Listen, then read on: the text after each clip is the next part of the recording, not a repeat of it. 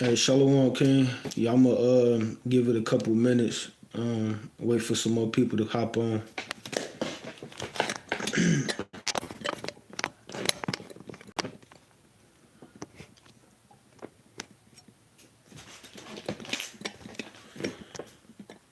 Give it a couple minutes and we'll start up.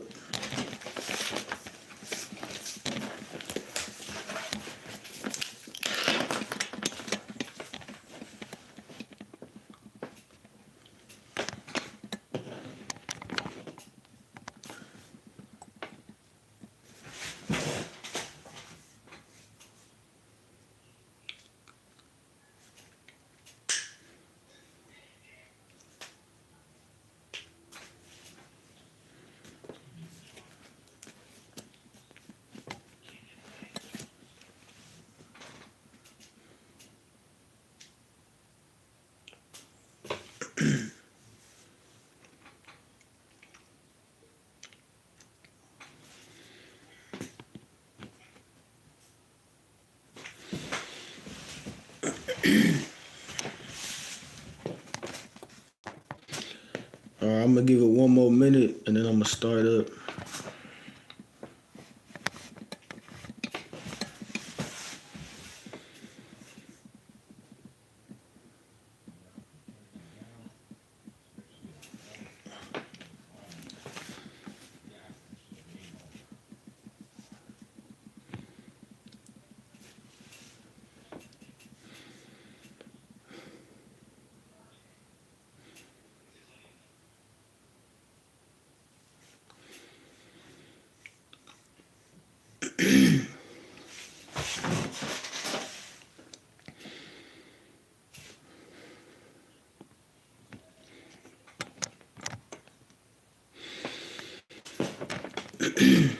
All right, Con, we gonna get started. Hey, y'all brothers that's in the chat, can y'all hear me?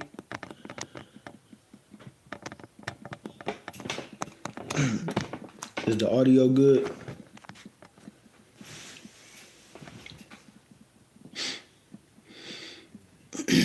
Con, all right, cool. Then, hey, we go get started then, man. Hey, so first off, I want to give all praises, honor, and glory to Yahweh by Hashem Yahweh Shah. Hey, shalom to everybody that's tuning in. Welcome to another YAHAWAH'S Camp Warzone Wednesday. First and foremost, Salakia. I know we was supposed to start this around 8:30, but we was having some technical difficulties, and we usually go on Google Live on Google Meet, but unfortunately we wasn't able to do that tonight, and unfortunately I'm the only one that can get onto the live right now. So I know y'all used to seeing the other brothers on here, but it's just me tonight. So I ain't gonna be in here too long. But I just still want to touch into this lesson real quick. You know, the Most High put it in my spirit to go into this lesson. So through the spirit, we go into this real quick. For those that's tuning in, we going into the history of the Feast of Dedication, and we go into the spiritual aspect behind it, right? So shalom to everybody that's in the chat right now. My brother Aimat, a Shalom King, the mighty officer Aimat, the mighty brother Anyil, Shalom, Shalom, and all the rest of the brothers and sisters that's tuning in, Shalom. So we go jump right into it. So, as everybody know, we in the season of the Feast of Dedication. Um, for those who follow YAHAWAH'S camp, we gonna be having our dedication starting December 15th at sundown. It's gonna be this Monday, right? This next upcoming Monday. All right, so you can circle that on your calendars. This next upcoming Monday, December 15th at sundown, we gonna have the beginning of the Feast of Dedication, right? So tonight's lesson, we gonna go into some history to go into the origins of the Feast of Dedication, and I just want to touch on the spiritual sense behind it, right?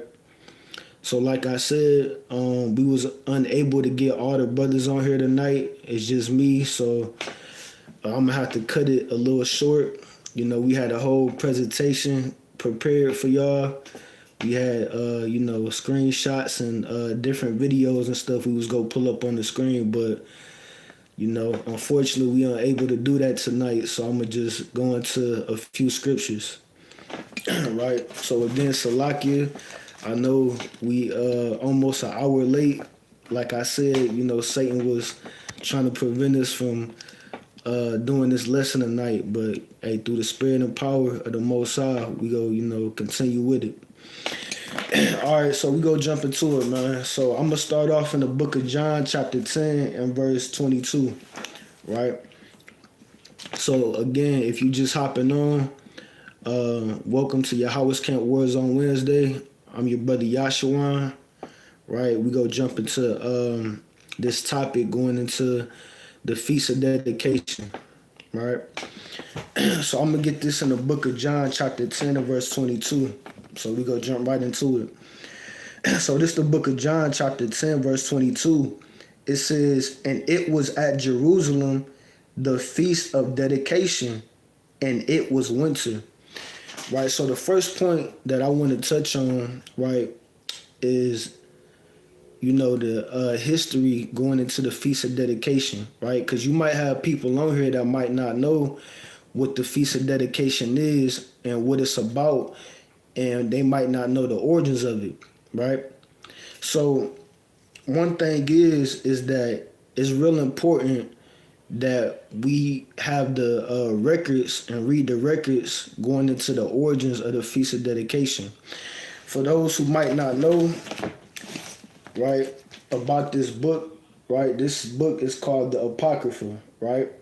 So in the Apocrypha, you have certain books that was taken out of the original King James Version Bible, right? So for those who might know about the 1611 or the Greek Septuagint, or even I think some Catholic Bibles, they have the books of the Apocrypha in the Bible, right? So you got 14 books that was taken out by the Protestants, right? Which covers a couple hundred years of history that's missing in the regular King James Version Bible if you don't have the Apocrypha, right? So I was having a discussion with some people on TikTok a few weeks ago, and they was going into how the Apocrypha is not what they call it. They say this is non-canonical, right? But we go into the scriptures and prove that that's wrong, right? And prove it going into this history. So I'm gonna read this again in John chapter 10 verse 22. So I'm gonna show you why it's important to have the Apocrypha and the books of the Maccabees. So it says, "And it was at Jerusalem the Feast of Dedication, and it was winter." So when you read this scripture, right, going into the Feast of Dedication, it said it was the Feast of Dedication and it was winter. So when you go into the law, into the Torah, right, which is the first 5 books, specifically when you go into Leviticus chapter 23, you read about all the different high holy days that the Most High gave to the nation of Israel, right? So when you go into Leviticus, the 23rd chapter, you read about all the sacred and high holy days that was given to the Israelites, right, in the law. So you got the Sabbath day, right? You read about the new moons. You read about in the first month on the 14th day at even, you got the Passover, which goes into the Feast of Unleavened Bread. And then after that, you count 7 weeks, and then that goes into the Feast of Pentecost, which is also known as First Fruits or the Feast of Weeks, right? And then after that, going into the 7th month, the first day of the 7th month, you got the Feast of Trumpets. Then the 10th day of the 7th month, you got the Day of Atonement. The 15th day of the 7th month, you got the Feast of Tabernacles, right? So those are all the, the high holy days that you read about in the law. And then you read about other feast days that came about later in the book of Esther. You read about the origins of the Feast of Purim. But nowhere else in the Bible, nowhere else in the New Testament or in the Old Testament do you read about the origins of the Feast of Dedication if you don't have the Apocrypha, right? So that's why it's real important to have these records, right? All the books in the Apocrypha. And for those, that might want to get one of these books, I believe they sell them on Amazon for like $10 or like $10, $12, right? So, like I said, that's why, it's very important to have those records. Because if you don't have those records, then, you won't understand or know the origins of the Feast of Dedication. Because nowhere else in the Old Testament do you read about the history behind the Feast of Dedication, right? So before this point, in John the 10th chapter, nowhere else in the scriptures do you read about those records. So I'm going to read it again. This John chapter 10, verse 22. And it was at Jerusalem, the Feast of Dedication, and it was winter. Verse 23. And Jesus walked into the temple in Solomon's porch, right? So you see Christ, he went into the temple and he actually, was keeping the Feast of Dedication. That goes to show you the importance of it, right? But that's why it's really important that we know the origins behind it and know the history behind it, because if Christ was keeping it, right, that goes to show you how important, that feast day is, right? So we go into the Apocrypha, into the books of the Maccabees, and we go into the origins, into the history behind the Feast of Dedication, right? Which is also known as Hanukkah, right? Some of y'all might have heard, the Jewish people, they keep what they call Hanukkah, right? And when you go into that word Hanukkah, it just means to dedicate, right? So that's just another term or another name for the Feast of Dedication, right? It's Hanukkah or Hanukkah, right? So we go into the book of First Maccabees and the Apocrypha, and we go to chapter 4, and I'm going to start at verse 56. So remember, we just read in the book of John, right, chapter 10 and 22, it said that it was at Jerusalem, the Feast of Dedication, and it was winter, right? So this, feast day was kept during the winter time. But we go into the origins behind it, right? So this the book of First Maccabees, chapter 4, and I'm going to start at verse 56. It says, and so they kept the dedication of the altar 8 days, right? So like I said, when you read that in John about Christ going into the temple to keep the Feast of Dedication in Jerusalem, nowhere else in the scriptures do you read about the origins of it if you don't have the books of the Maccabees, right? Because like I said, when you read the end of the Old Testament, all those records stop with the history about the Persian and the Mede Empire. And then when you go into the New Testament in the book of Matthew, all that starts during the time of the Roman Empire.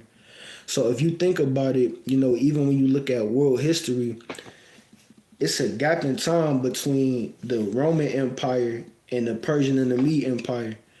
So you got to stop and think, where are those other couple hundred years of history in the Bible, right?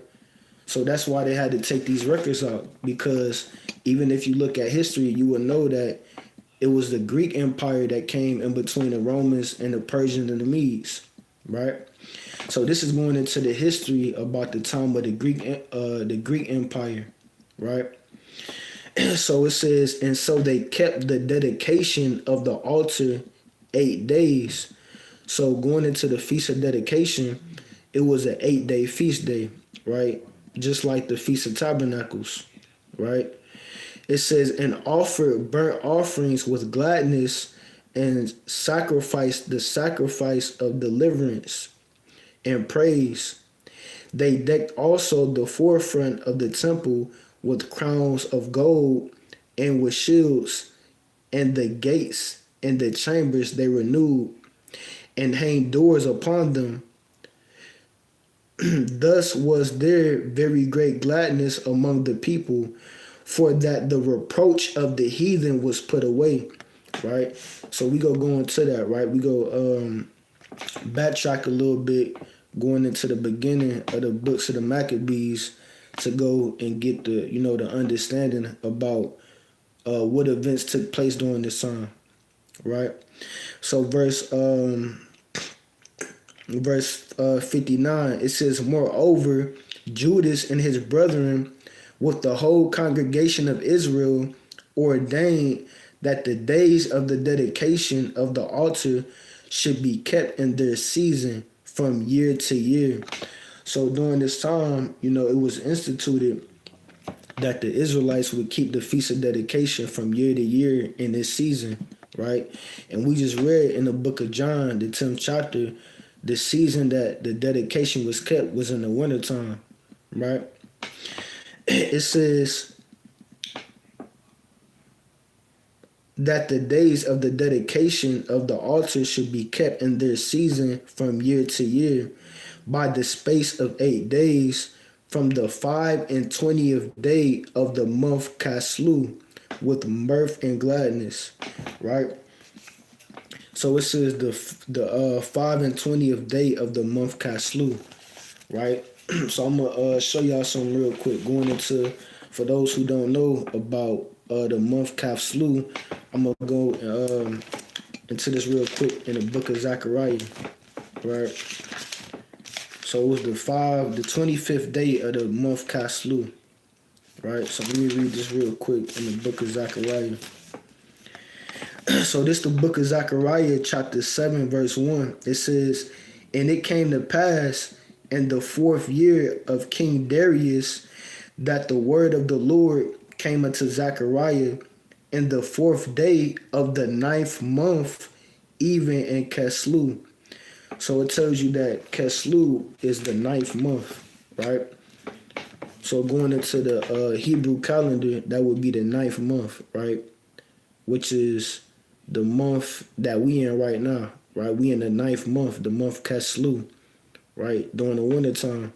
So the 25th day of this month is the beginning of the Feast of Dedication. And like I said, if you follow YAHAWAH'S camp, our Feast of Dedication starts December 15th at sundown, which is this upcoming Monday, right? So we gonna go back into the book of the Maccabees.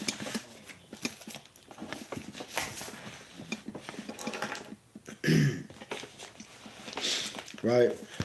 So that was going into the origins of the Feast of Dedication, right? So we have an understanding of what was going on in John the 10th chapter, where it said that Christ, right, he went into the temple in Jerusalem to keep the Feast of Dedication, right? So let's find out, the history and the importance behind keeping the Feast of Dedication, right? So let's find out, how it all started and, why it took place, right? What was going on during this time, right? So let's go in, I'm going to start at the beginning of the book of Maccabees, right? I'm going to start at First Maccabees chapter 1 and verse 1, going to this history real quick, right? Like I said, I had some screenshots and some, we usually go into the Strongs, going into the different concordance and translations and stuff. But unfortunately, I'm unable to share my screen and pull those things up right now. So we go do it. We just go read through it. But this the book of First Maccabees, chapter 1 and verse 1. It says, "And it happened after that Alexander, son of Philip the Macedonian, who came out of the land of Chittim." Right. So for those who don't know, this is going into the history about who the world calls Alexander the Great, right, or Alexander the Greek, right.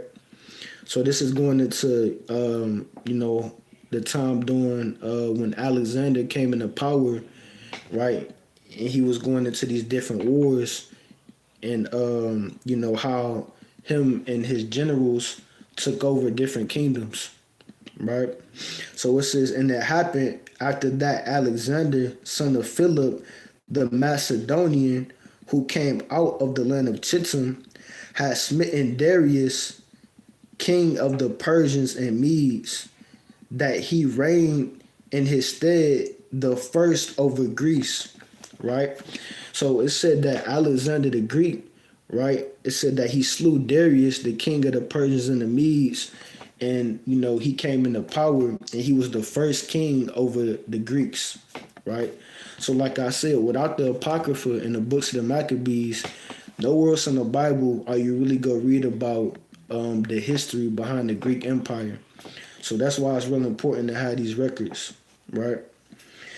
So for those who don't know, and I had the screenshot to go into all the history, but since I don't got the screenshot, I'm gonna just tell y'all real quick. This is going into the history about the Greco-Persian Wars.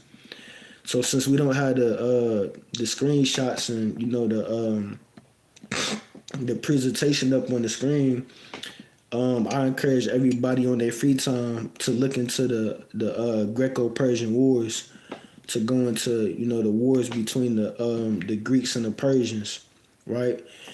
Which ultimately ended during the Battle of Gaugamela, right? And I believe that was 331 BC, right? So since we can't pull it up on the screen, you can look into this on your free time. Look up the history and study the history between the Greeks and the Persians, right? And go into the Battle of Gaugamela in 331 BC.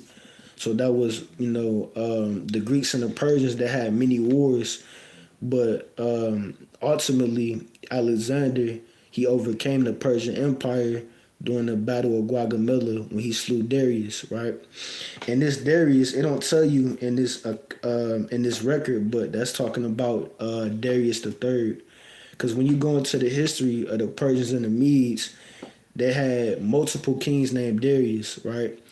But this specific Darius in this account is talking about Darius the Third, because you had two other kings named Darius that came before him, right?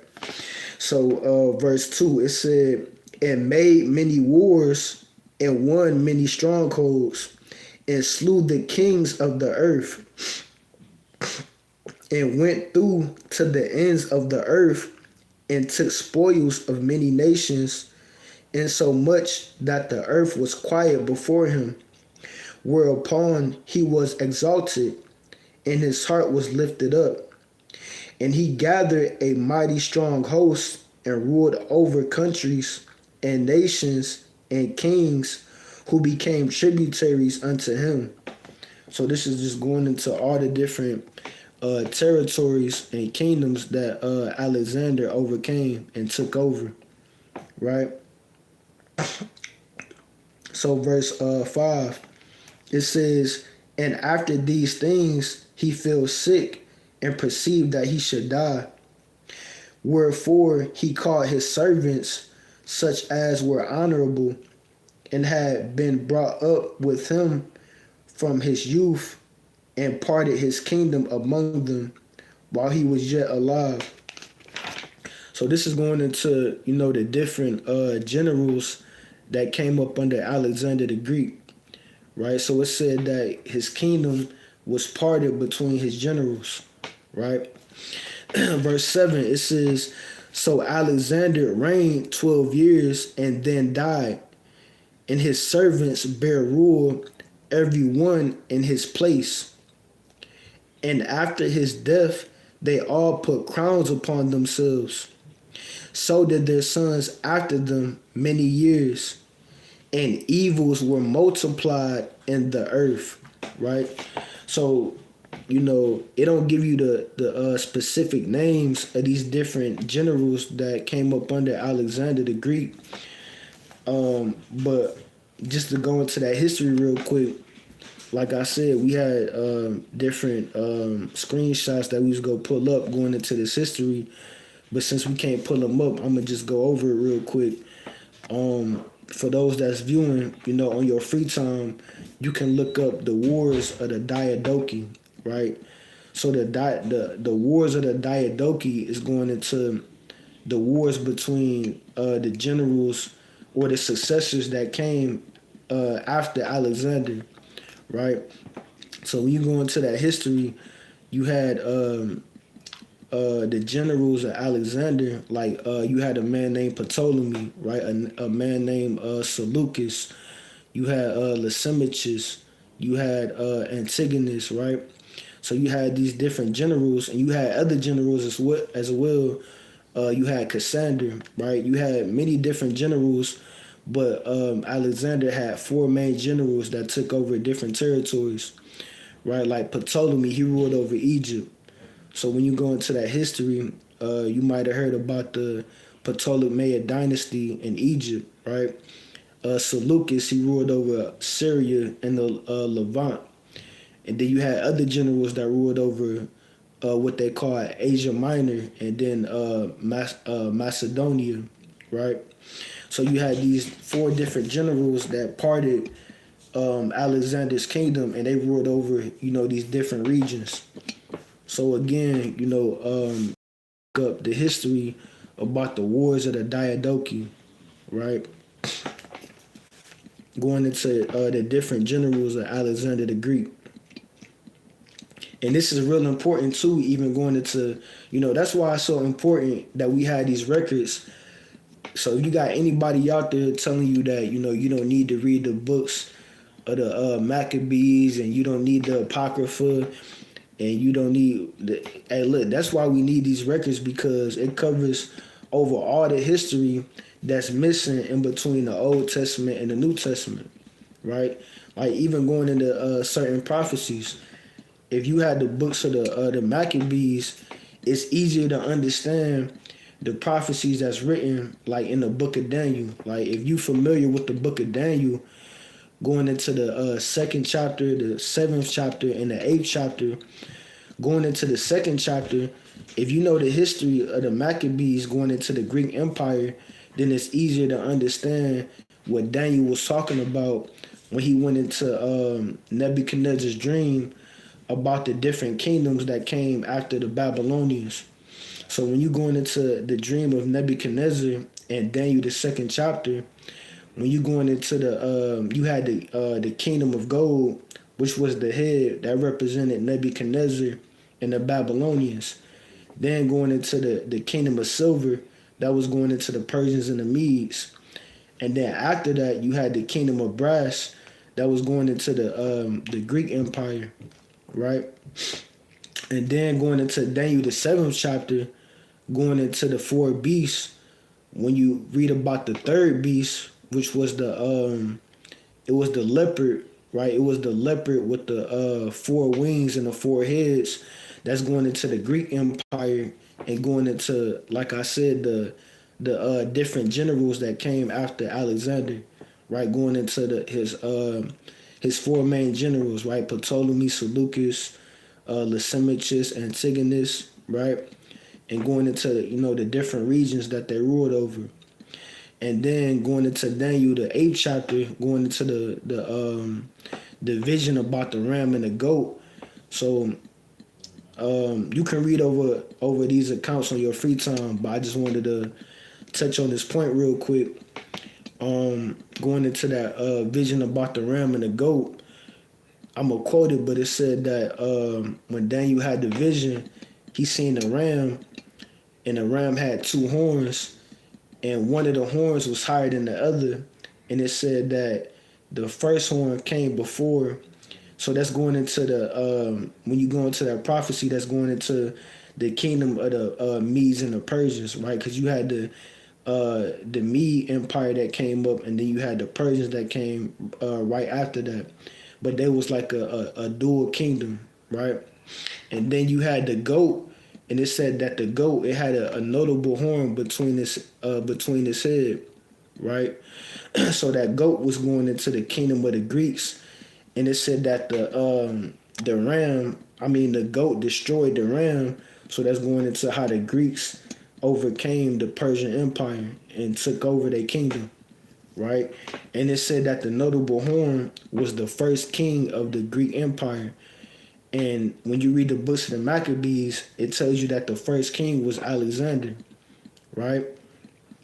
So, it's real important, to have these records and read over these records to understand the history behind the Feast of Dedication, and also the prophecies, certain prophecies that's written in the book of Daniel, right? Going into that history.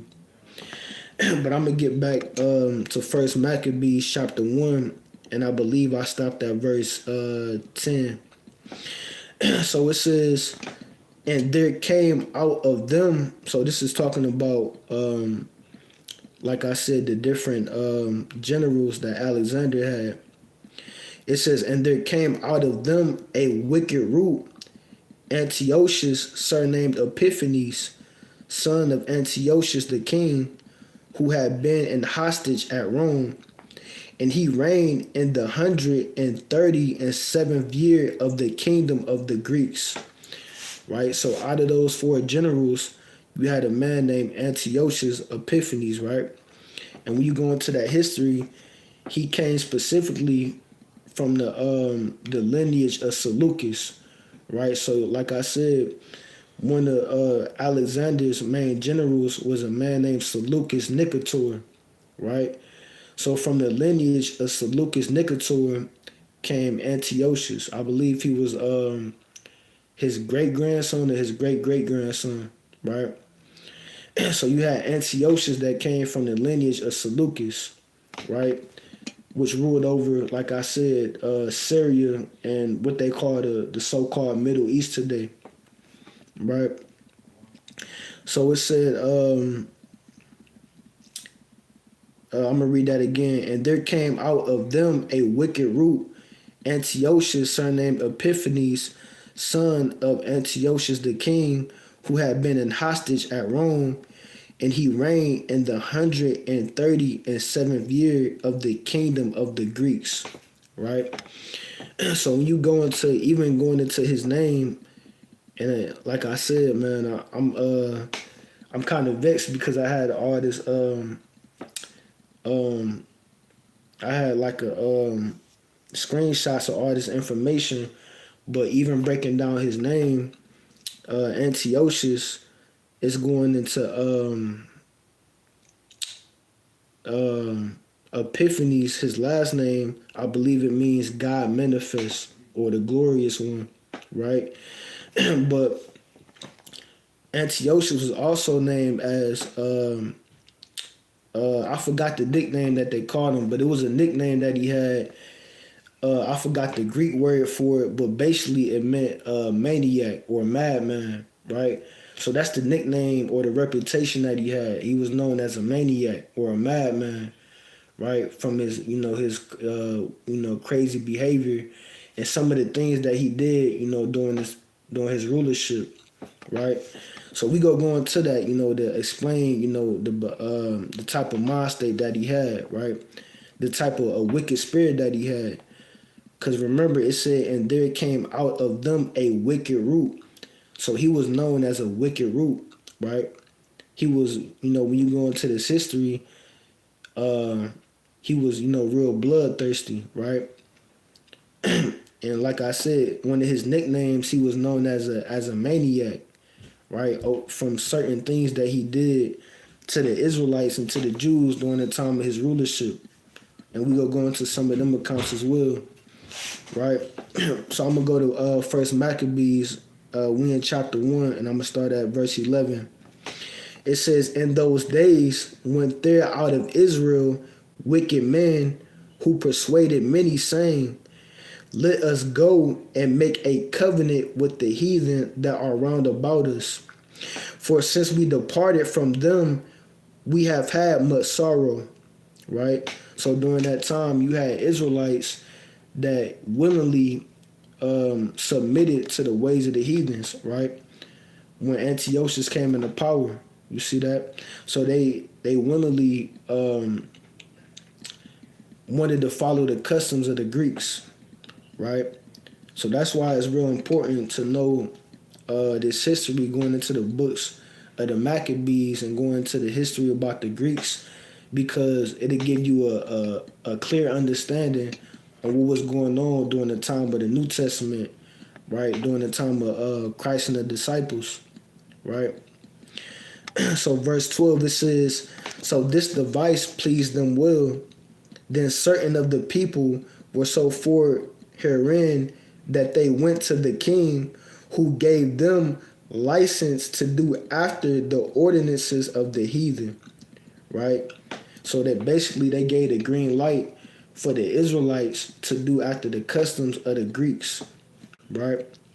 It says, "Whereupon they built a place of exercise at Jerusalem according to the customs of the heathen," right? So even in Jerusalem, right, you had some Israelites that submitted to the ways of the Greeks and followed after their customs, right?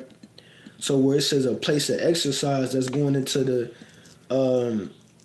what they call a Colosseum, right? The Greeks and the Romans, they had Colosseums where they had certain events take place, right?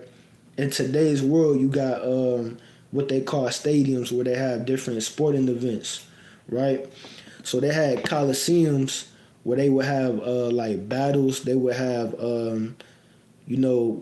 like in today's world, they got these modern day Olympics. Like even when you read Second Maccabees, the 4th chapter, it tells you that the Greeks, they had what they call a game of discus, right? Which is one of the games that they play today in the modern day Olympics, right? So these are the different events that took place at these Colosseums, right? So the Israelites, they took part in that custom, going into the worshiping of the Greek gods and going into their customs, right? So it says,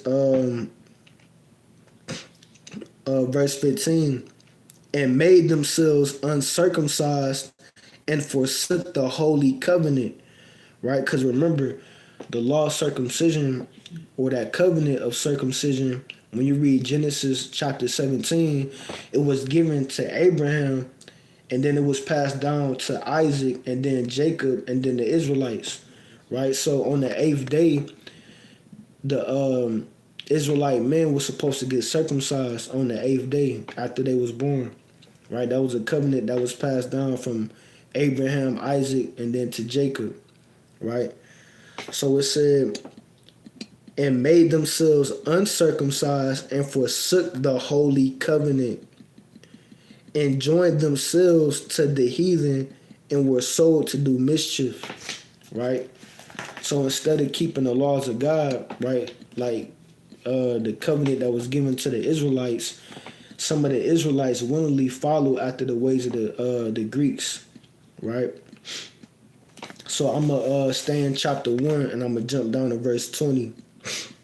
So this First Maccabees chapter 1, verse 20, it says, "And after that Antiochus had smitten Egypt, he returned again in the 143rd year and went up against Israel."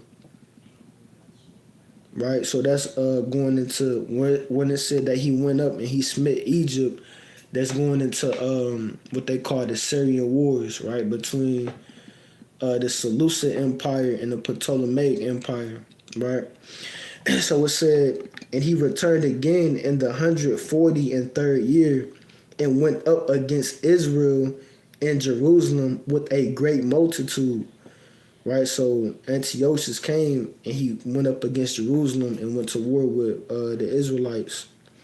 It said, and entered proudly into the sanctuary and took away the golden altar and the candlestick of light and all the vessels thereof, and the table of the shewbread, and the pouring vessels, and the vials, and the censers of gold, and the veil, and the crowns, and the golden ornaments that were before the temple, all which he pulled off. You see that? So they came and he destroyed the temple, right? He took away all the holy vessels, right? Right? It said that he knocked down the altar of the showbread that was only for the Levitical priests, right? So the Greeks came in and they defiled the temple, right? That was at Jerusalem, right? It said he took also the silver and the gold and the precious vessels. Also he took the hidden treasures which he found. And when he had taken all away, he went into his own land, having made a great massacre and spoken very proudly. Therefore there was great mourning in Israel in every place where they were, so that the princes and elders mourned, the virgins and young men were made feeble, and the beauty of women was changed. Right? So that's going into how they came and they destroyed Jerusalem and they took over our land, going into the kingdom of the Greeks. Right? So this was going on during the time of the Greek Empire, right? So I'm gonna jump down to verse 29. We go stay in chapter 1. So I'm just going over the history into the origins of the Feast of Dedication and how everything came about, right? So we're reading about how the generals of Alexander took over these different regions, and then you had a man named Antiochus that came from the Seleucid Empire, right? That came in and took over Jerusalem, right? So I'm gonna start at verse 29.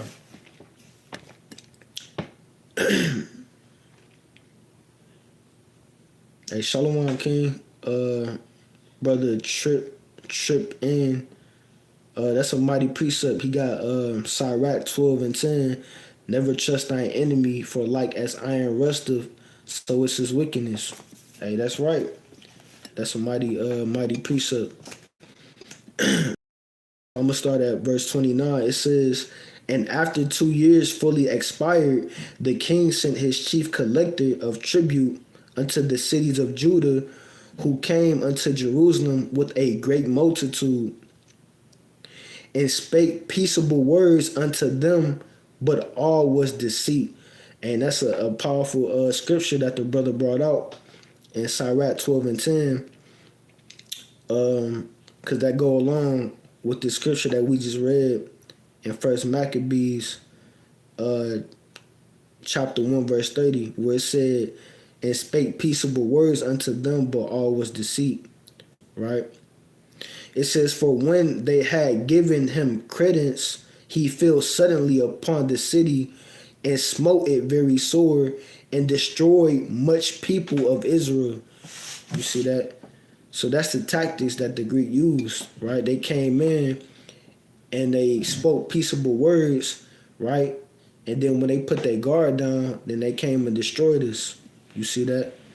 Hey, that's just like, a couple weeks ago, for those that was watching the class we did a couple weeks ago, going into the origins of Thanksgiving.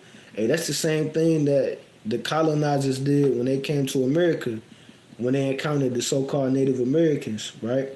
They spoke peaceable words unto them, and then as soon as they turned their back, they stabbed them in it, and they took over their land, and they stole their resources. You see that? So this is the same type of spirit, right? It says, verse 31, and when he had taken the spoils of the city, he set it on fire, and pulled down the houses and walls thereof on every side. But the women and children took they captive and possessed the cattle. Right? So this is going into how the Israelites was taken captive by the Greeks, right? Because when you read the scriptures, the Israelites went into different captivities, right? They went into captivity after captivity, right? From the Egyptians to the Assyrians to the Babylonians, the Greeks, the Romans, right? Even when you read the book of Judges, it was other nations that had us in captivity, right? You had the Philistines, the Moabites, the Ammonites, the king of the Mesopotamia, right? Hey, shalom to everybody that's in the chat. But verse verse 32, right? So it said that they took the woman and their children captive, and they possessed the cattle, right? So they came in and they destroyed Jerusalem, and then they took us captive, right? So verse 33, then builded they the city of David with the matter of fact, I'm gonna jump down a little bit to verse 37, because I ain't gonna have time to read, the whole chapter, so I'm gonna just jump around a little bit. Verse 37, it says, thus they shed innocent blood on every side of the sanctuary and defiled it, right? So they defiled our sanctuary, right? They shed our blood. And so much that the inhabitants of Jerusalem fled because of them, whereupon the city was made an habitation of strangers, right? So the city of Jerusalem was completely overtaken by Antiochus and the Greeks, right?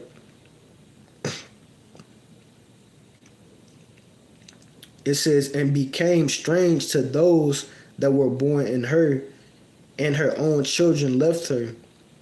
Her sanctuary was laid waste like a wilderness. Her feasts were turned into mourning, her Sabbaths into reproach, her honor into contempt. As had been her glory, so was her dishonor increased, and her excellency was turned into mourning. Right? So I'm going to jump down to verse 41. Right? So this is going into how the Greeks overtook Jerusalem. Right?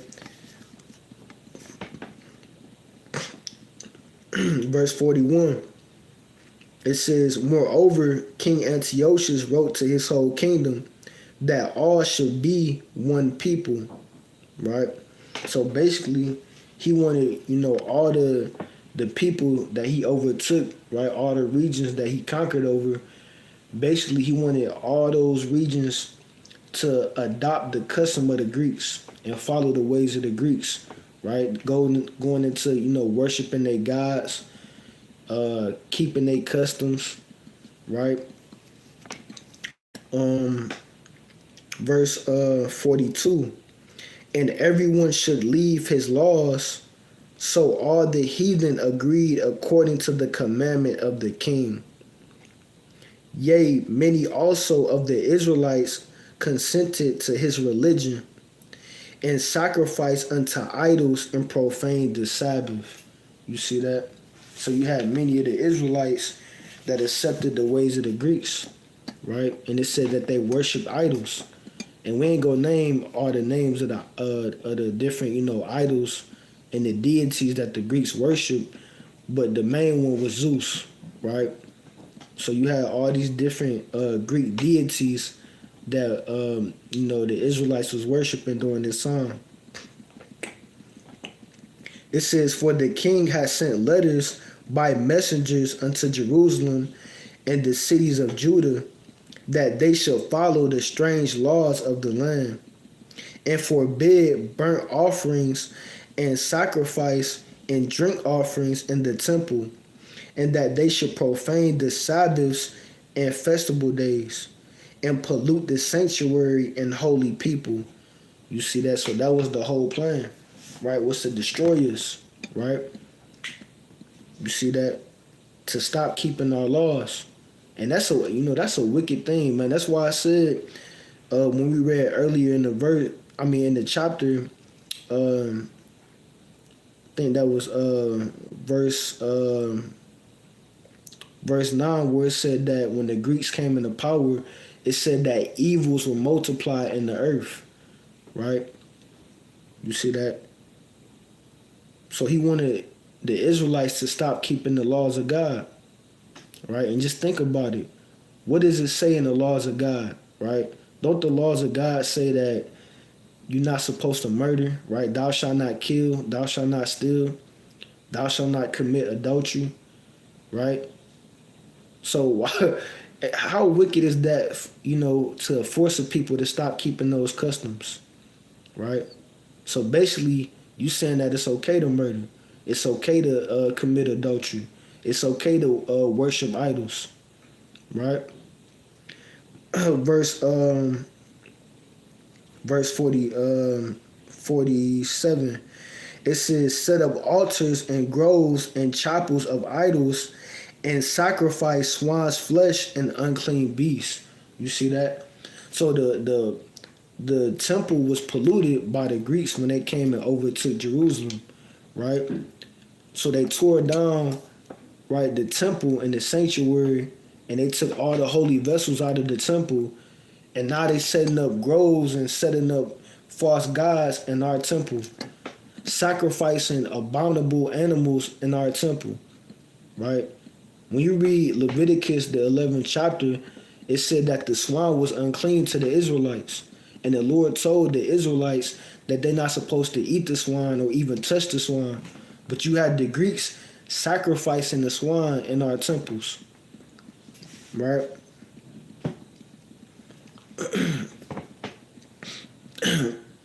Right, hey, the brother got some mighty precepts.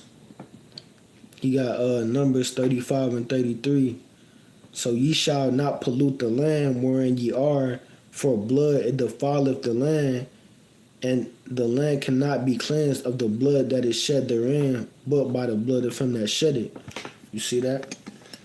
Right, the brother putting in some mighty precepts. But right, so they were setting up idols and false gods within the temple and sacrificing swine's flesh, right? So I'm gonna read verse 48. It says that they should also leave their children uncircumcised and make their souls abominable with all manner of uncleanness and profanation. You see that?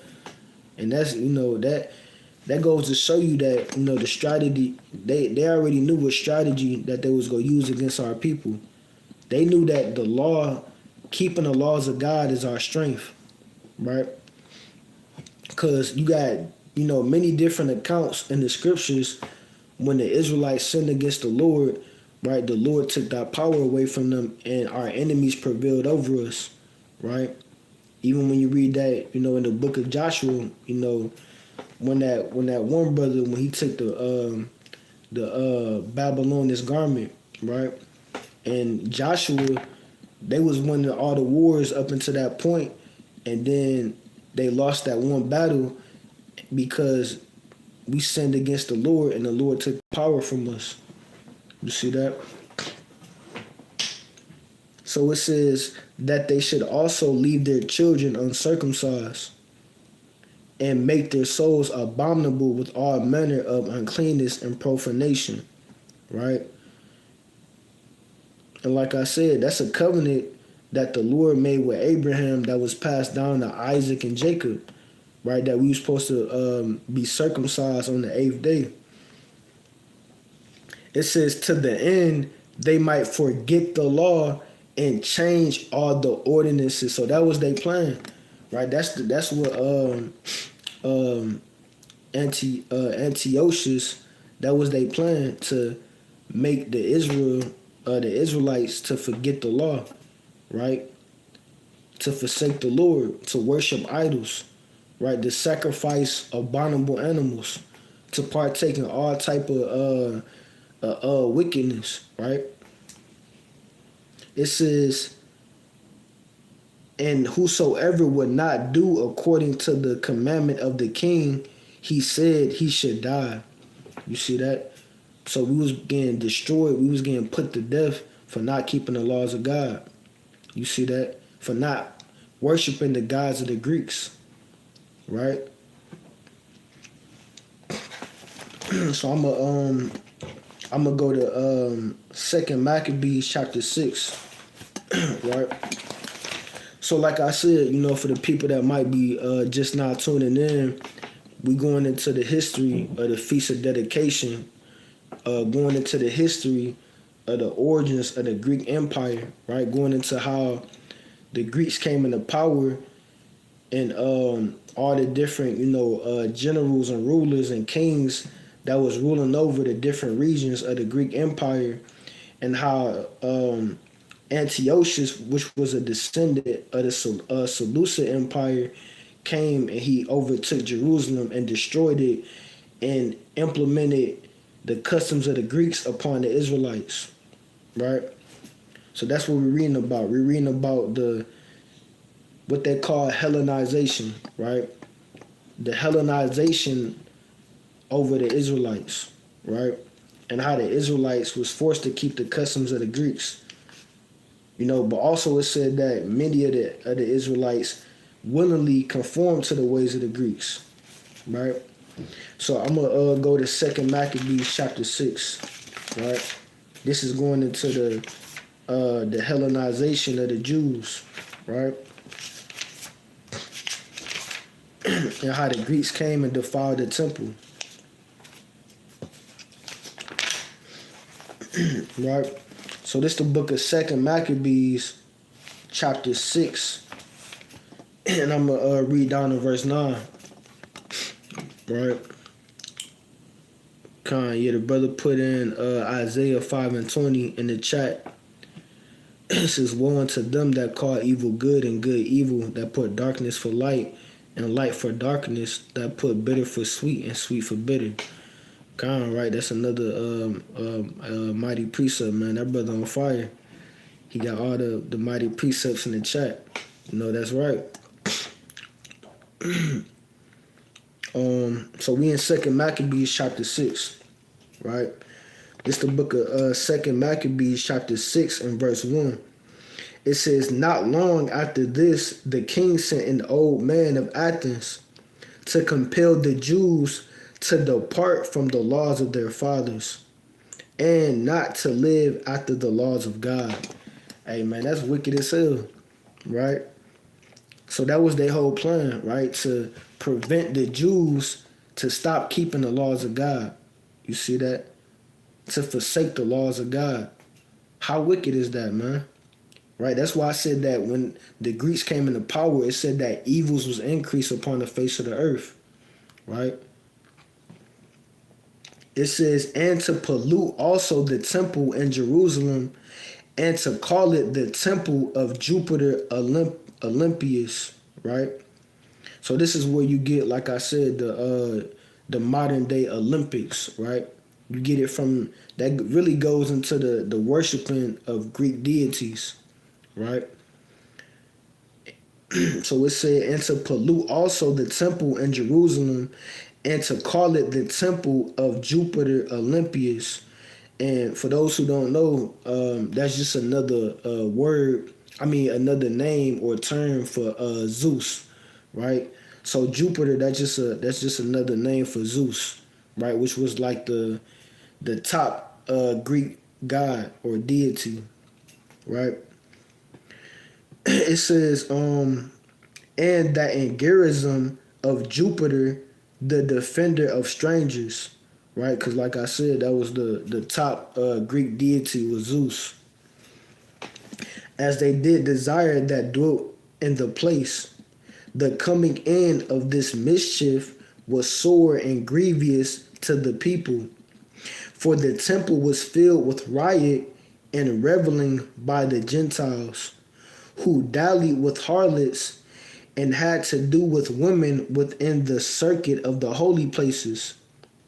And besides that, brought in things that were not lawful. You see that? So these are the wicked things that was going on in our temples during the time of the Greeks, when the Greeks came and defiled and overtook our temples, right? So remember what we read earlier in First Maccabees, the 4th chapter, going into how the Maccabees, and we gonna read about the Maccabees after this, but going into how the Maccabees had to cleanse the temple, and they had dedicated the altar 8 days after they cleansed the temple, and it said that the reproach of the heathen was put away, right? Because these are all the things that was going on after they overtook our temples, right? You had all type of idol worship, right? They were sacrificing unclean animals upon the altar, right? It said, I'm gonna read this part again. This is probably the the most wickedest part. It says, for the temple was filled with riot and reveling by the Gentiles who dallied with harlots and had to do with women within the circuit of the holy places. So what does that mean? Right? For those who don't know, that's going into prostitution, right? They was dealing with prostitutes within the temple, right? And for those who know the history of the Greeks, hey, the Greeks, they had a lot of wicked fornication going on, right? The Greeks, man, they was some wicked fornicators when you go into their history. All type of immoral sexual activity happened during the Greek Empire, right?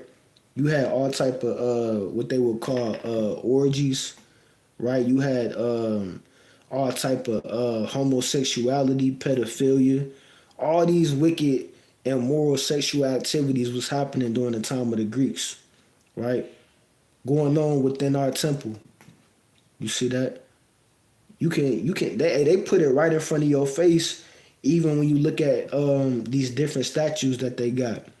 If you go downtown Washington D.C., right, you go see all type of Greek statues, and you go see grown men with little boys sitting on their lap. What the hell is that all about? Why the hell you got a you got a statue of a grown ass man and you got a little boy sitting on his lap and they ain't got no clothes on? What the hell is that showing you? That's showing you the the wicked fornication that was going on during the time of the Greeks, right? Like I said, all type of pedophilia, all type of whoredom, right? All type of homosexuality was going on during the time of the Greeks, right? So it says, I'm gonna read verse 5.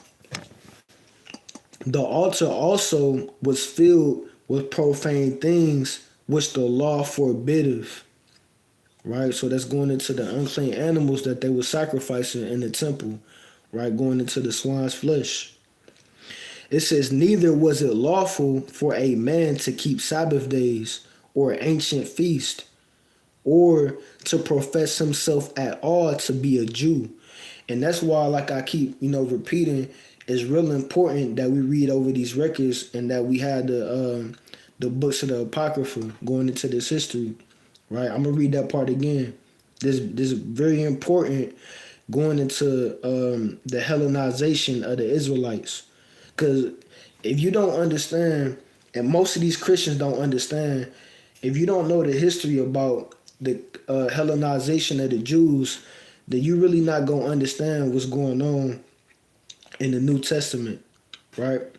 So it said, neither was it lawful for a man to keep Sabbath days or ancient feasts.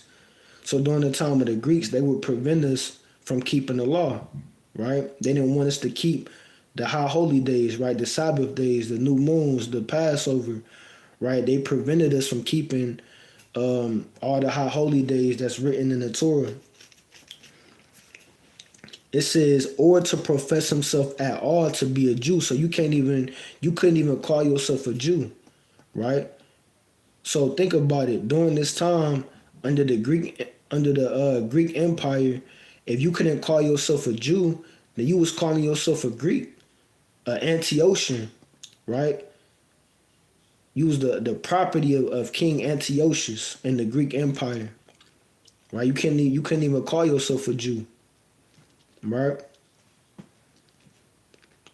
So just think about it. When you read certain scriptures in the New Testament, going into like the book of Galatians, where the Christians love to quote that scripture in Galatians chapter 3, where it says neither Jew nor Greek.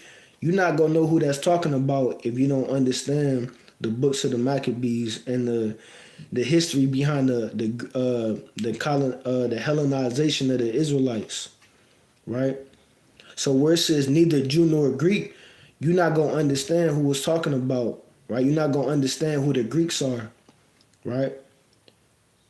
A lot of people think the Greeks is talking about Europeans, but no, the Greeks is talking about the Jews, right, that took over the customs of the Greeks, right? That spoke the language of the Greeks, right? That grew up in the culture of the Greeks, that was unfamiliar with the culture of the Israelites, their own culture, right? That's like even when you read what's that, John chapter 7 and verse 35.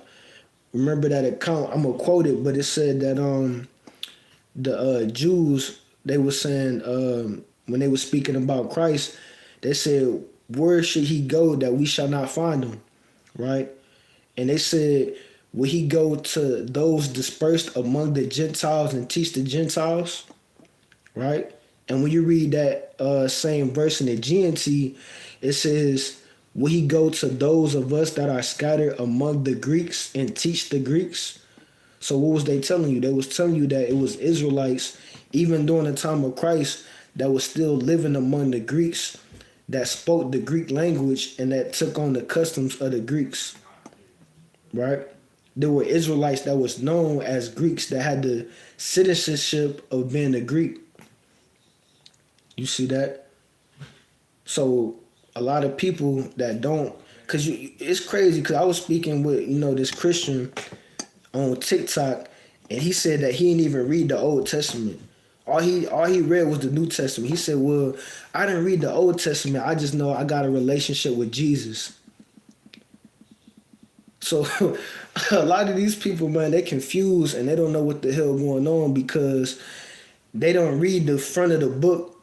They don't read the Apocrypha, let alone the Old Testament. They go straight to the New Testament and they reading the parables of Christ, and they reading the letters of Paul, not understanding what that's talking about because they don't know this history. You see that? So they just reading, the book of Corinthians and Colossians, Philippians, Romans, and they think that's talking about Gentile nations, right? Heathen nations that's not Israelites, right?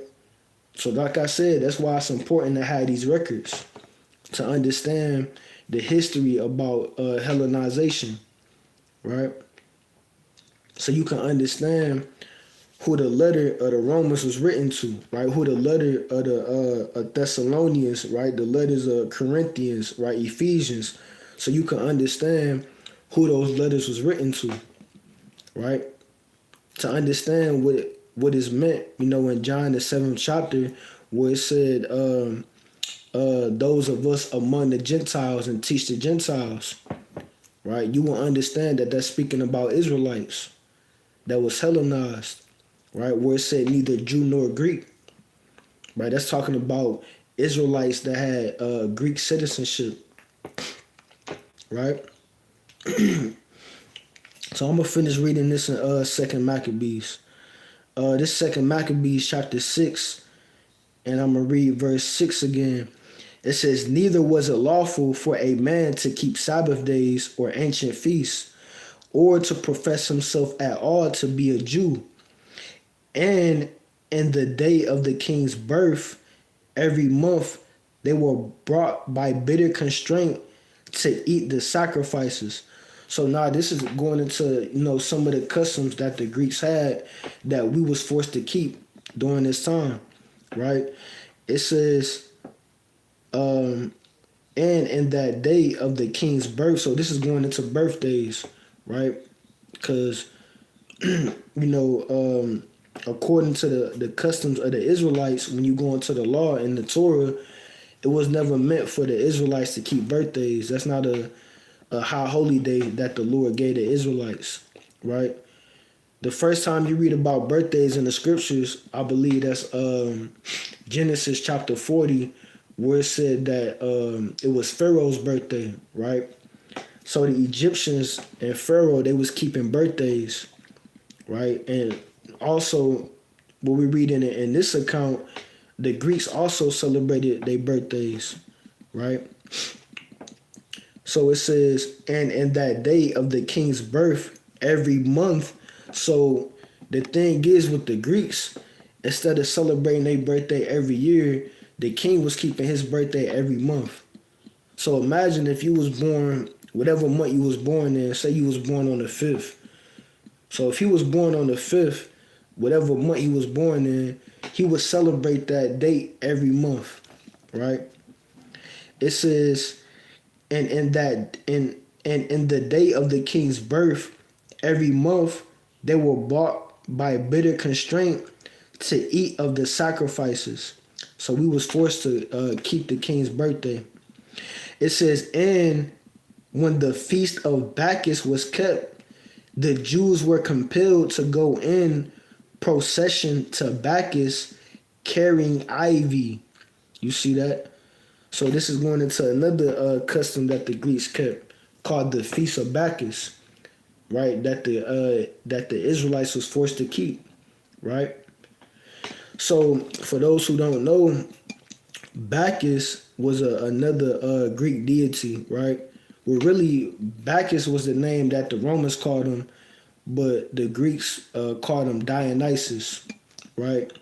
So basically, Bacchus or Dionysus was known as the god of wine, right? So when you go into the origins of the Feast of Bacchus, that's kind of like, in this modern day society, that's like some of the festivals that's kept today, like St. Patrick's Day, right? St. Patrick's Day is just a modern day version of the Feast of Bacchus, right?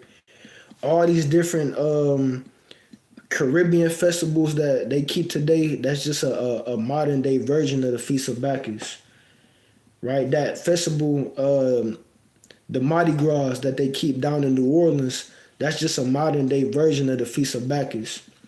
So basically, when you go into that history, it was like a festival where everybody would gather together in the streets and they would get drunk and they would dress up in costumes and they would fornicate, right? You see that? So that's what the Feast of Bacchus was all about. Like I said, Bacchus or Dionysus was known as the god of wine, right? So that's what that festival was all about. It was just all about getting drunk and fornicating, right? So it said, verse 8, moreover, there went out a decree to the neighbor cities of the heathen by the suggestion of Ptolemy against the Jews that they should observe the same fashions. You see that? So the Jews, the Israelites, they was forced to keep the same customs of the Greeks, right?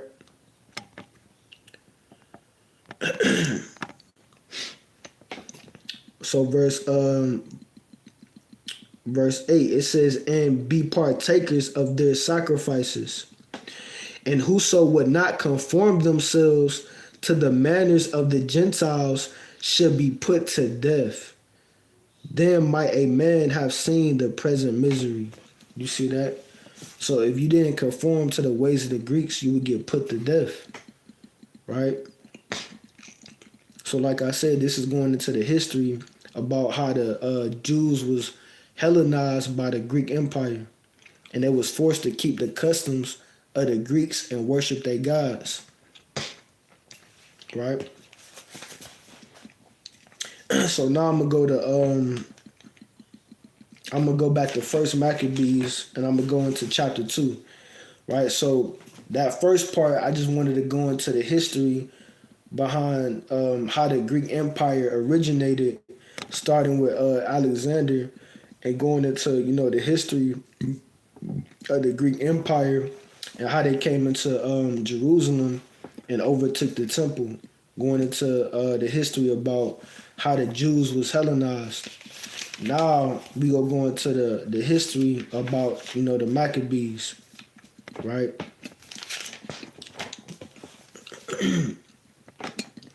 So I'm gonna go to First Maccabees chapter 2.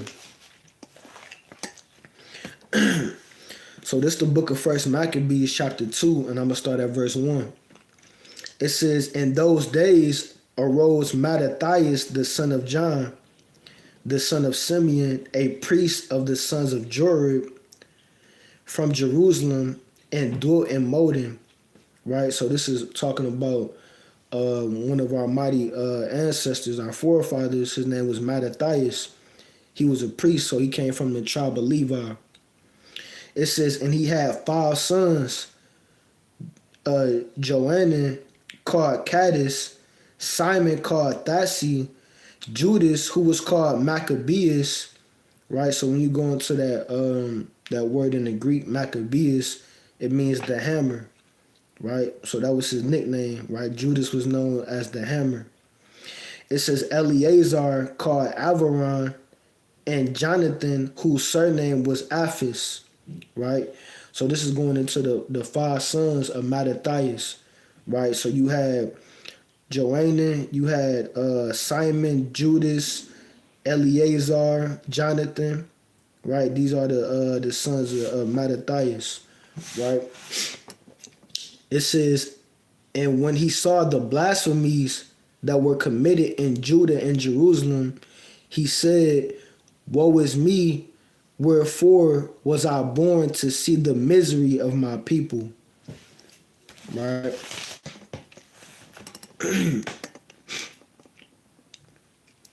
And of the holy city, and to dwell there when it was delivered into the hand of the enemy. Right? So Jerusalem was delivered into the hand of the Greeks. Right? And the sanctuary into the hand of strangers. Right? So that's going over all the things that we just read about Antiochus and how they came and polluted the temples after they came into and overtook Jerusalem, right? So I'm gonna jump down to verse 12. It says, "And behold, our sanctuary, even our beauty and our glory, is laid waste, and the Gentiles have profaned it. To what end, therefore, shall we live any longer?" Then Mattathias and his sons rent their clothes and put on sackcloth and mourned very sore. Right? So they was mourning when they seen the destruction of Jerusalem. Right? When they seen the Greeks taking over Jerusalem, right, and polluting the temples, right, and implementing they customs upon the Israelites. Right? So I'm going to read verse 17. Then answered the king's officers and said to Mattathias on this wise, "Thou art a ruler and an honorable and great man in this city, and strengtheneth with sons and brethren." Right? So Mattathias, that's the reputation that he had among Israel. It said that he was an honorable and a great man, right? It says, "Now therefore come thou first and fulfill the king's commandment," right? So you see how crafty these people was, right? That's the craftiness that they was using. They said, look, since you are honorable man, right? All these people look up to you. Why don't you come and you show them the right way and you bow down to the king's commandment, right? Hey, when you really think about it, man, that's wicked as hell. That show you the craftiness of these people, right? Because remember what we read in chapter 1, verse 30, where it said that they spoke peaceable words, but all was deceit, right? You see that? So they try to be crafty and try to get him, to bow down to the king's commandment, that all the other Jews that looked up to him will follow after his ways, right? You see that? So they try to use him to bait all the rest of the Israelites to follow after the king's commandment. right? Hey, shalom to everybody else that's hopping on the live, right? So verse 18, now therefore come thou first and fulfill the king's commandment, like as all the heathen have done, yea, and the men of Judah also, and such as remain at Jerusalem. So shalt thou and thy house be in the number of the king's friends. Right? So now they trying to bribe him into keeping the king's command. And thou and thy children shall be honored with silver and gold and many rewards. You see that? So they trying to bribe him, they trying to butter him up, to deceive him, to get him to fold, to give in into the ways of the heathens. Right?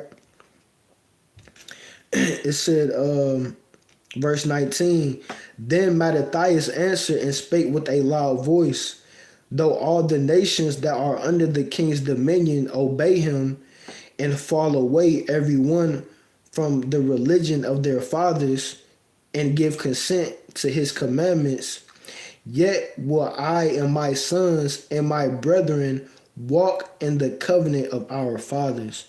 And that's a powerful thing. You see that? That goes to show you how, mentally and spiritually strong he was, right? And he could have gave in. He could have been like, damn, silver and gold. Oh, hell yeah. Hey, the hell with this, right? Hey, I'm trying to get right with the king. I'm trying to get that silver and that gold. I'm trying to get these riches, right? He said, the hell with that. He said, look, I don't give a damn what everybody else doing. Hey, me and my family, we ain't doing that, right? God forbid that we forsake the laws of the Lord. You see that? And that's the type of mindset that we got to have. You see that? He said, the hell with all that. He said, hey, look, me and my household, and that remind me of that scripture in Joshua. I think that's Joshua 24:15, where it said that me and my house, we will serve the Lord. Right? That's the same thing that Mattathias said. He said, we will not, he said, God forbid that we should forsake the law and the ordinances. We will not hearken to the king's words to go from our religion, either on the right hand or the left. It says, now when he had left speaking these words, there came one of the Jews in the sight of all to sacrifice on the altar which was at Modin, according to the king's commandment. Which thing, when Mattathias saw, he was inflamed with zeal, and his reins trembled, neither could he forbear to shew his anger according to judgment. Wherefore he ran and slew him upon the altar. So he was so inflamed with zeal when he seen the Israelites sacrificing and keeping the king's commandment, right? When they were sacrificing to these false deities, it said that he slew him upon the altar. You see that? Verse 25. Also the king's commissioner, who had compelled men to sacrifice, he killed at that time, and the altar he pulled down. So hey, look, hey, he had a hey, at that point, man, he started to crash out, right? He had enough of it, right? So it got to the point where he was so zealous for the laws of God that he started putting people to death. You see that? He said the hell. He said, hey, look, he said, I ain't getting down with that, right? And you know how courageous you gotta be, right? To go against the king command, right? So everybody else, they conforming to the ways of the king, but he was the first one that really rebelled against it, right? You see that? So verse 26, it says, thus dealt he zealously for the law of God, like as Phinehas did unto Zambri the son of Salom. And Mattathias cried without the city with a loud voice, saying, whosoever is zealous of the law and maintaineth the covenant, let him follow me. Right? So this is going into the origins of the Maccabees. right? So you had Mattathias, and then after Mattathias passed away, his son Judas took over, and then you had an army that followed after Judas, and those were known as the Maccabees, right? The followers of Judas Maccabeus, right?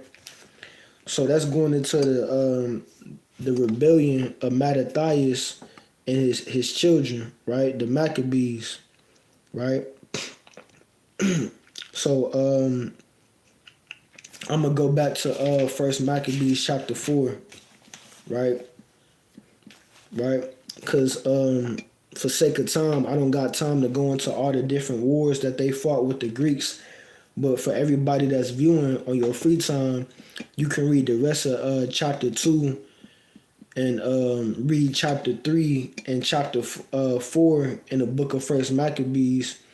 And it's going to tell you about the different wars that Judas and the Maccabees prevailed over the Greeks, right? So like I said, I ain't got too much time, but on your free time, look into the history about the Hasmonean dynasty and the battles that the Maccabees fought against the Greeks, right? So I'm gonna just jump around for sake of time, and I'm gonna cut straight to the point. So I'm gonna go to First Maccabees 4:36, right? So this was after that the Maccabees and Judas, after they prevailed over those battles against the Greeks, and they overtook the temple again. So this First Maccabees chapter 4 and verse 36, it says, "Then said Judas and his brethren, Behold, our enemies are discomfited." Right? So after they destroyed the Greeks in those battles, he said, our enemies are discomfited. Because the Lord gave Judas and his army the power to overcome the Greeks in those battles. So it said, Then said Judas and his brethren, Behold, our enemies are discomfited. Let us go up to cleanse and dedicate the sanctuary. So this is, going into the origins of the Feast of Dedication, right? This is what, dedication is all about, right? Because remember, the first scripture we read in John chapter 10, verse 22, it said, and it was at Jerusalem, the Feast of Dedication, right? And it was winter. You see that? And it said that Christ, he went into the temple in Jerusalem, right? So it said, Then said Judas and his brethren, Behold, our enemies are discomfited. Let us go up to cleanse and dedicate the sanctuary. So they had to go back and cleanse the temples, because remember all the things that we just read about the Greeks when they came into the temple and they took away all the holy vessels, right? They polluted the temple with idol worship, right? They were sacrificing unclean beasts upon the altar. So Judas and his brethren and all his followers, they came and they had to cleanse the temple, right? So I'm gonna jump to verse 41. So First Maccabees chapter 4, verse 41. Then Judas appointed certain men to fight against those that were in the fortress until he had cleansed the sanctuary. So he chose priests of blameless conversation, such as had pleasure in the law, who cleansed the sanctuary and bare out the defiled stones into an unclean place. And when, as they consulted what to do with the altar of burnt offerings, which was profane, they thought it best to pull it down, lest it should be a reproach to them, because the heathen had defiled it, wherefore they pulled it down. Right, so this is going into the beginning of them cleansing and rededicating the temple, right? Hey, shalom again to everybody that's tuning in. Hey, shalom, shalom. Yeah, shalom, YAHAWAH'S, YAHAWAH'S, Barakathon to everybody that's tuning in, right? All right, so we still in First Maccabees chapter 4. I'm going to jump down to verse 49. It says, they made also new holy vessels, and into the temple they brought the candlestick, and the altar of burnt offerings, and of incense, and the table. I'm going to jump down to verse 52. Now on the 25th day of the 9th month, which is called the month Keslu. So like I said, going into the 9th month, which is Keslu, that's the month that we in right now, right? We in the 9th month, and dedication starts the 25th day of the 9th month, right? So again, if you follow YAHAWAH'S camp, our feast of dedication starts December 15th at sundown, right? So this next Monday at sundown is the beginning of the feast of dedication, right? It says, in the 148th year, they rose up betimes in the morning and offered sacrifice according to the law upon the new altar of burnt offerings, which they had made. Look at what time and what day the heathen had. Even in that was it dedicated with songs and citherns and harps and cymbals. Then all the people fell upon their faces, worshiping and praising the God of heaven, who had given them good success. Right? So that's what the Feast of Dedication is all about. Right? Going into how the Judas and the Maccabees cleansed and rededicated the temple after the Greeks had profaned it, right, and polluted the sanctuary, right? So, like I said, going back to that John chapter 10, when it said that Christ went into the temple in Jerusalem during the time of the Feast of Dedication, that goes to show you the importance of the Feast of Dedication and the powerful history behind it, right? Because even Christ commemorated and celebrated the Feast of Dedication, right? Going into the cleansing of the temple after it was polluted by the Greeks, right? So now we go move on to the next section of this lesson, right? So let me get this real quick. I'm gonna go into the book of Luke, chapter 21 and verse 20. Right, so we go do this last part of this lesson, right? So like I said at the beginning of the class, this class is really going into, I wanted to touch on the history and the origins of the Feast of Dedication, and then I wanted to go into the spiritual aspect of it, right? So let me get this real quick in the book of Luke, chapter 21, right? Because remember, right, the Feast of Dedication was about the cleansing of the temple, right? But now we finna read about the history about the temples in Jerusalem, right? So for those who don't know, the temple was destroyed during the time of the Babylonians, right? When the Babylonians and Nebuchadnezzar came into Jerusalem, they destroyed the temples. And then after that, during the time of the Persians and the Medes, you had certain kings and rulers over the Persian and the Mede Empire that gave the decree for the Jews to go back and rebuild the temple in Jerusalem, right? You read that in the book of in the books of Ezra and Nehemiah, right? You had certain kings like Cyrus, Darius, Xerxes that gave the decree for the Israelites to go back and rebuild the temple in Jerusalem, right? So I'm going to read this in Luke chapter 21, verse 20. So this is the words of Christ, right? It said, and when ye shall see Jerusalem compassed with armies, then know that the desolation thereof is nigh. So this is going into, Christ is prophesying about 70 AD, right? For those who don't know, when you go into that history, the temples in Jerusalem was destroyed again by the Romans in 70 AD, right? By you had Roman emperors by the name of you had Titus and Vespasian, right, and the Romans that had destroyed the temples in Jerusalem, right. Like I said, we had a presentation. We was gonna go into that in the presentation for the class tonight, but unfortunately, we wasn't able to get into our Google Meet.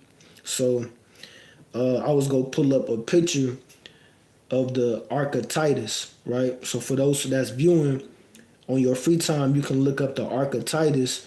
Basically, it's an artifact that shows how the Romans, where they went into Jerusalem and they destroyed the temples and they took all our gold and vessels out of the temple, right? So you go see, it's like a picture of the Romans. You had Titus and Vespasian and the Roman armies. They came into Jerusalem and they was carrying out all our vessels and menorahs and all that out of the temple, right?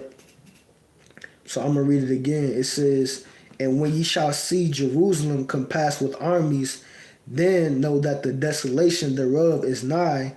Then let them which are in Judea flee to the mountains, and let them which are in the midst of it depart out, and let not them that are in the countries enter thereinto.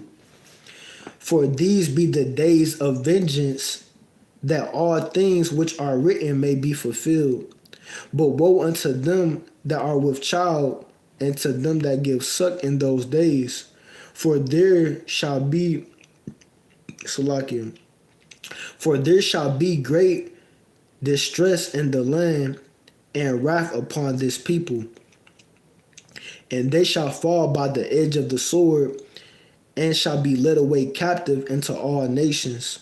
So this is going into how the Israelites was dispersed when you go into that history into different parts of Europe, different parts of Africa, right? During this time when the Romans seized Jerusalem in 70 AD.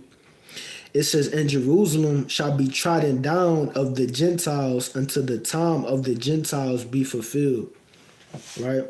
So Jerusalem was trodden down by the Roman Empire, right? And during that time, or after that time, you had many other nations that came and that dwelt in Jerusalem, right? You had, the Arabs, right? You had the Ottoman Turks, right? Now today you got the Palestinians and the Israelis that dwell in that land, right? So this is just going into how the temple was destroyed. This was the history that happened after the feast of dedication, or the first feast of dedication, after the time of the Maccabees, right? After they had rededicated and cleansed the temple, right? So I'm gonna get this real quick in the book of Hosea, chapter 3, right? So it was prophesied that our temple would be destroyed, right? So today we don't have a temple, right? We don't have a temple that we can go to, right, to make sacrifices and offerings. We don't have a priesthood, right, to do the sacrifices. So I'm gonna get this real quick in the book of Hosea.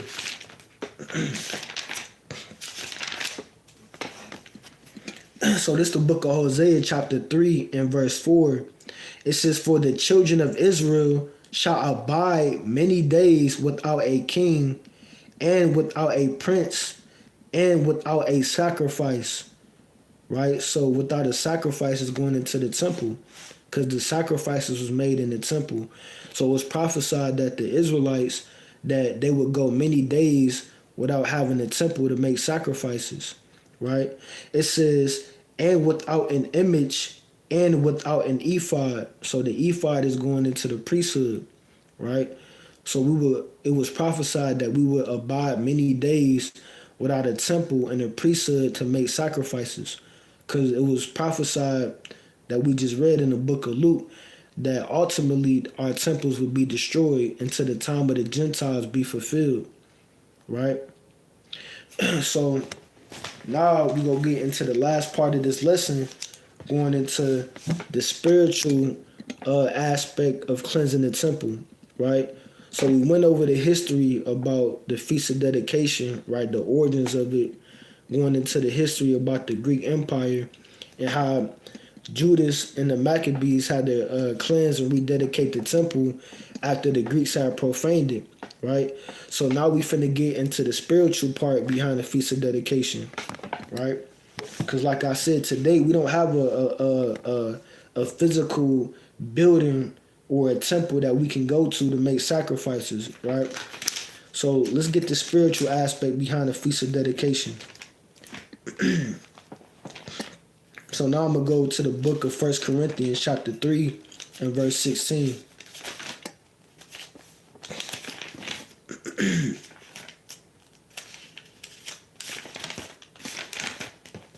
Right? So this is the book of 1 Corinthians chapter 3 and verse 16. It says, "Know ye not that ye are the temple of God, and that the temple," Salakia, it says, "and that the Spirit of God dwelleth in you."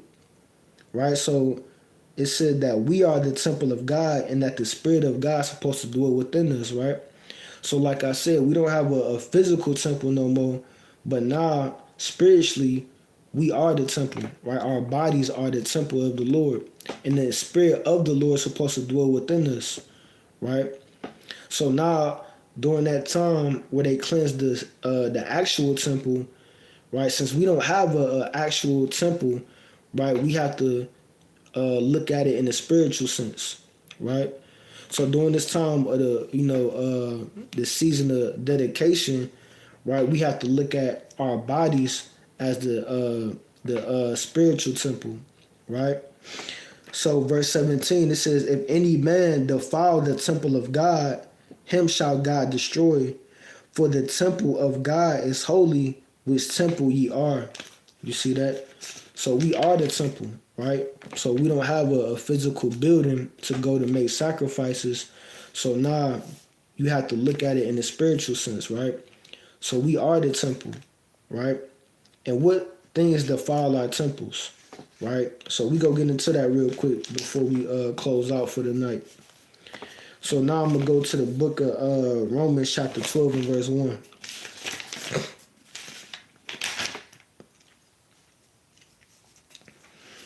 So this is the book of Romans chapter 12 and verse 1. It says, "I beseech you therefore, brethren, by the mercies of God, that ye present your bodies a living sacrifice." You see that? Because like I said, since we don't have an actual temple to make sacrifices, now we have to present our bodies as a sacrifice, right? It says, "Holy, acceptable unto God," right? So we go find out what things are acceptable unto God and what things are not acceptable unto God, to know how to cleanse ourselves spiritually with the spiritual temple that we have, right? It says, "Which is your reasonable service? And be not conformed to this world, but be ye transformed by the renewing of your mind, that ye may prove what is that good and acceptable and perfect will of God," right? So now, if you look at it in the spiritual sense, just like during the time of the Maccabees, all the accounts that we just read about Judas and the Maccabees cleansing and rededicating the temple, now we have to cleanse our spiritual temple, right? We have to cleanse our mind. We have to cleanse our spirit, right? It says the renewing of your mind, right? So now during this time, we have to renew our mind, right? So all the spirits that we dealing with, right, that's polluting us, right? We have to cleanse our temples, right? And this is not even, during the time of dedication. We should be doing this every day. But especially since we in the season of dedication, going into the cleansing of the temple, right? The Lord put it in my spirit to bring this out about, the spiritual sense behind cleansing your temple, right? So I'm going to go into Isaiah chapter 1, verse 16.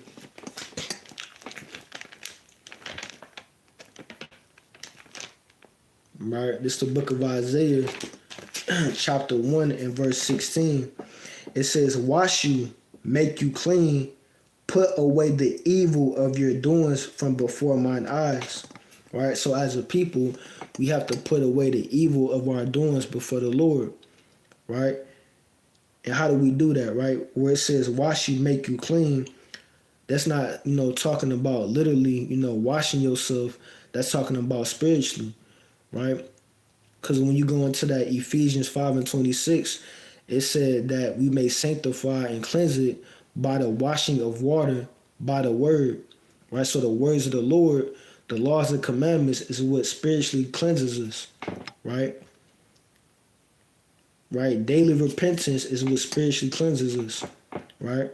It says, wash you, make you clean, put away the evil of your doings from before my eyes. Cease to do evil, learn to do well. So we have to cease from doing evil and we got to learn how to do well, right? So keep that in mind, right? Our body's been the spiritual temple, right? Us making our bodies a living sacrifice, right? So I'm going to go into 1 Corinthians chapter 6 and verse 9, right? So we go find out, what are some of the things, right, or some of the spirits that we deal with that we have to cleanse in these last days, right? Some of these spirits that's within our vessel that we have to purge out to cleanse our temple in these last days. I'm going to go to 1 Corinthians chapter 6, verse 9.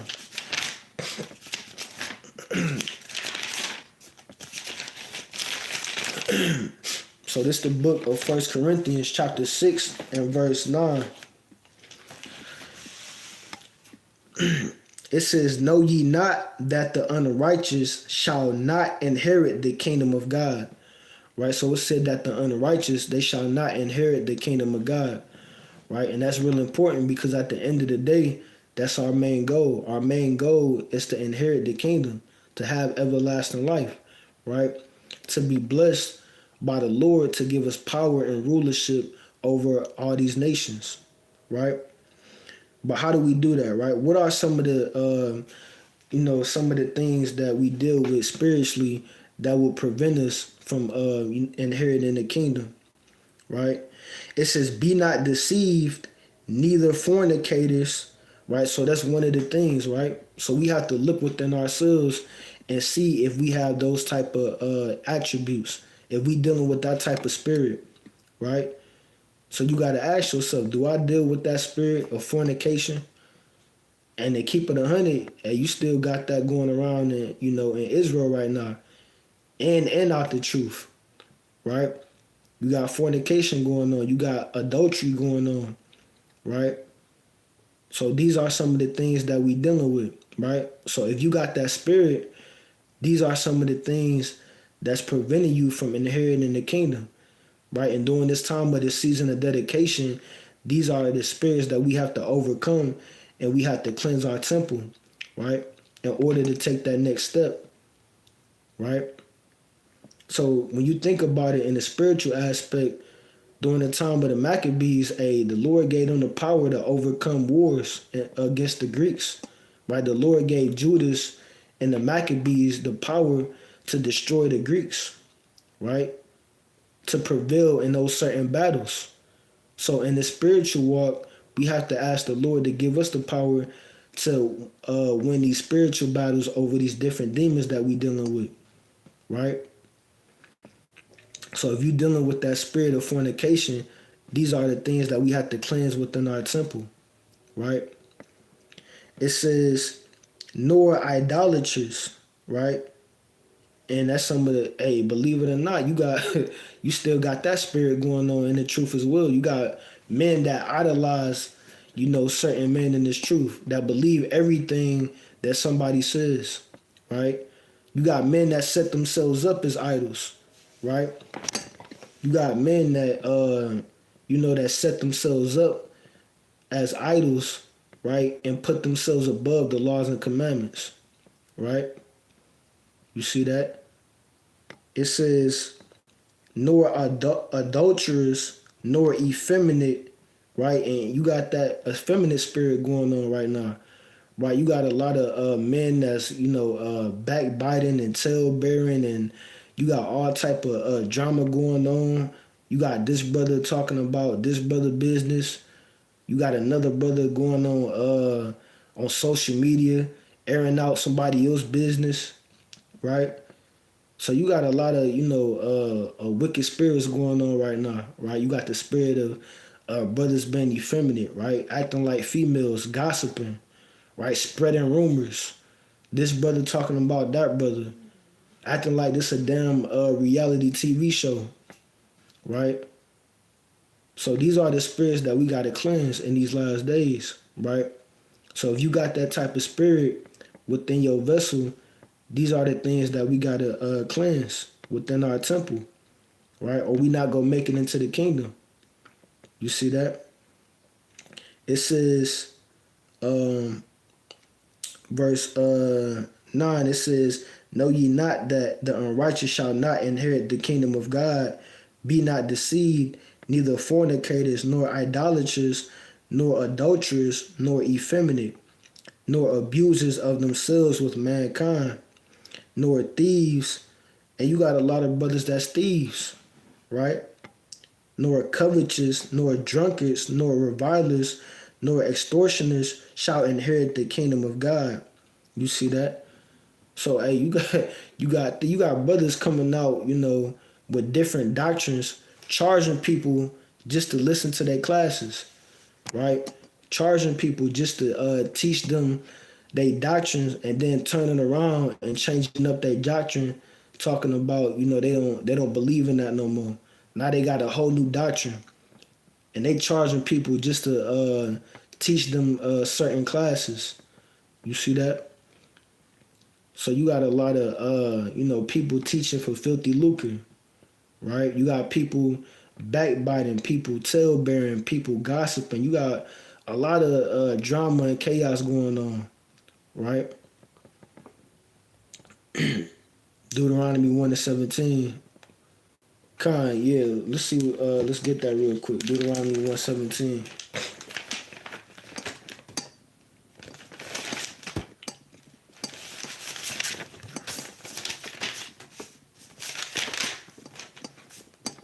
Deuteronomy 1:17. It says, ye shall not respect persons in judgment, but ye shall hear the small as well as the great. Ye shall not be afraid of the face of man, for the judgment is of God's. Right? It says, and the cause that is too hard for thee, bring it unto me, and I will hear it. Hey, that's a mighty precept, right? That the brother, shout out to the brother Officer Imot, right? And that's a powerful precept, because you got a lot of respected persons in these last days within this truth, right? You got a lot of people that look up, that idolize certain men within this truth, right? It might be their favorite teacher. It might be a brother, that they look up to. And everything this brother say, they take it for as face value, right? Nothing this brother say can be wrong in their eyes, right? They follow this brother like he the Lord himself, right? This brother could say something that's not even according to the scriptures, that's not in the law, and they take it and they run with it, right? Any doctrine that a brother come out with, they take it and they run with it, because they're not rooted within this truth, right? Because they idolize the man. You see that? So that's another spirit that, we got to put away. You got to stop idolizing men. You got to stop setting men up like they the Lord and listening to everything they say that don't line up with the scriptures, that don't line up with the laws and commandments, right? Verse 11, it says, and such were some of you. Hey, look, such was some of us. Some of us used to be fornicators, idolaters, right? Adulterers. But guess what? If you truly in this truth and you truly want to follow after the ways of the Lord, then that got to be a thing of the past, right? I'm not trying to be how I was back in the world. I don't want to think how I used to think back in the world. I don't want to talk the way I used to talk back in the world. I don't want to act and behave the same way I used to back in the world. That's why the scriptures say you got to become a new creature, right? You got to kill the flesh daily, right? You should be a whole new person with a whole new spirit when you come into this truth, right? All that gossiping and all that, fornication, and you got all type of madness going on right now. Leave that in the past. If you truly trying to get the kingdom, these are the things that we have to cleanse and purge within our vessels in these last days, right? So keep that in mind as we come into this season of the Feast of Dedication, right? Think about the things that you have to work on, right? Think about the spirits that you're dealing with that you have to overcome, right? So that's the type of mind state that we got to have during the season of dedication, right? So I'm gonna get a few more real quick before I close out. Um, I'm gonna go to the Book of Proverbs, chapter 6 and verse 16.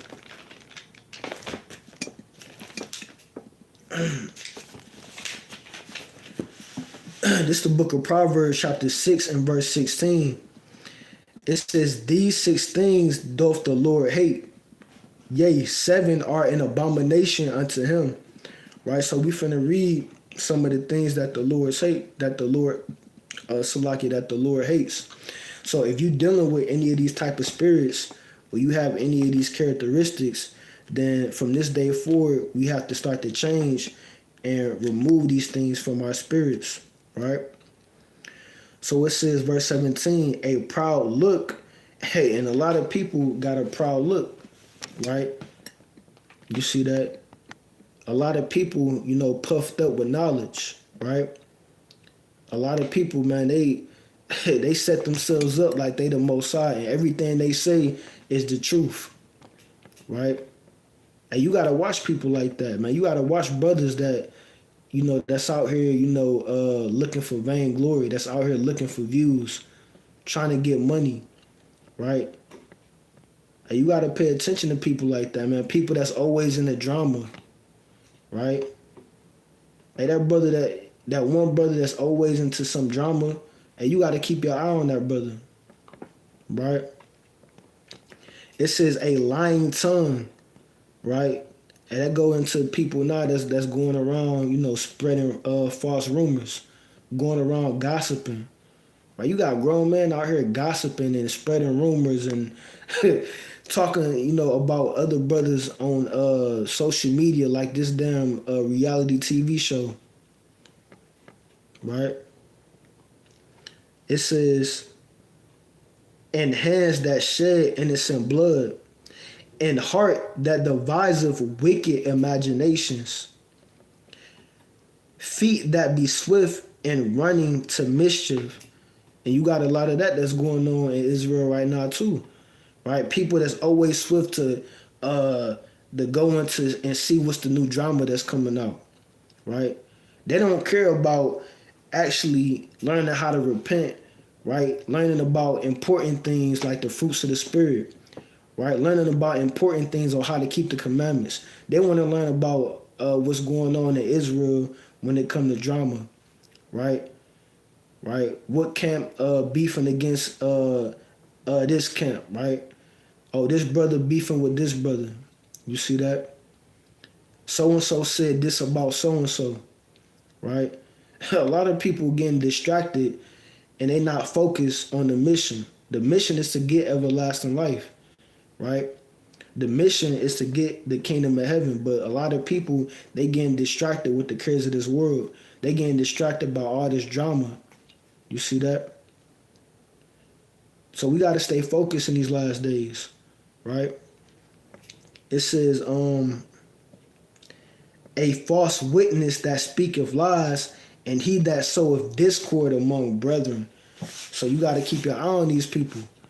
You got to keep your eye on that brother that's always whispering in somebody's ear, talking about, hey, did you know this about so-and-so? Hey, so-and-so said this and that about you, right? Always gossiping, always telling somebody business, always complaining about, hey, I don't like, hey, that brother said this? Hey, you know this about so-and-so, right? You see what I'm saying? Even sisters, you got sisters going around, spreading rumors and gossiping and, telling people business on social media, right? And we got to stop all that. You see that? So these are the things that we got to clean up, right? These are the things that the Lord wants us to put away in these last days, right? So I'm gonna go to Psalm chapter 19 and verse 59.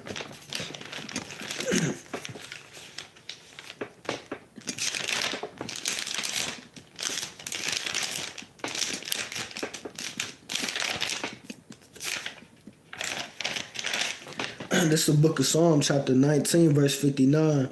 It says, I thought on my ways. So in these last days, we got to think on our ways. Like I said, we got to think and really analyze, our spirit and see what type of spirit that we moving in, right? Like I said, every day we should strive to do better. Every day we should strive to, put away anything that's holding us back. Any wicked spirit that's preventing us from reaching our full potential, right? Dealing with lust, dealing with fornication, right? Dealing with whatever you dealing with, right? Slothfulness, dealing with backbiting, gossiping, right? Tale bearing, right? These are the things that we got to overcome in these last days. These are the things that's holding us back, right? It says, I thought on my ways and turned my feet unto thy testimonies. I made haste and delayed not to keep thy commandments. Right? So in these last days, we got to make haste. Right? We ain't got time to be gossiping. We ain't got time to be sowing discord among brethren. Right? We ain't got time to be gossiping and going at this brother about this and about that. Right? Hey, now's the time to, truly and sincerely coming to the Most High. It's either now or never, right? Every day we getting closer and closer to that day of judgment, right? So what type of spirit you gonna have in these last days, right? So I'm gonna get a couple more before I close out. I'm gonna get Baruch chapter 4 verse 28, and there's plenty of other scriptures that I wanted to get to, but for sake of time, I'm gonna leave that, open for the viewers. If you go over this lesson, whatever scriptures that you got in your spirit, you can add on to the lesson. But I'll be on here for another hour or two, trying to get all the precepts. But I'm gonna get Baruch chapter 4 and verse 28 real quick.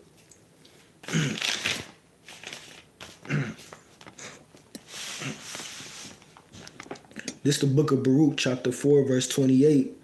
It says, for as it was your mind to go astray from God, so being returned, seek him 10 times more. So in these last days, we got to seek the Lord 10 times more. We got to strive harder and be better in this truth, right? Every brother can do better, myself included.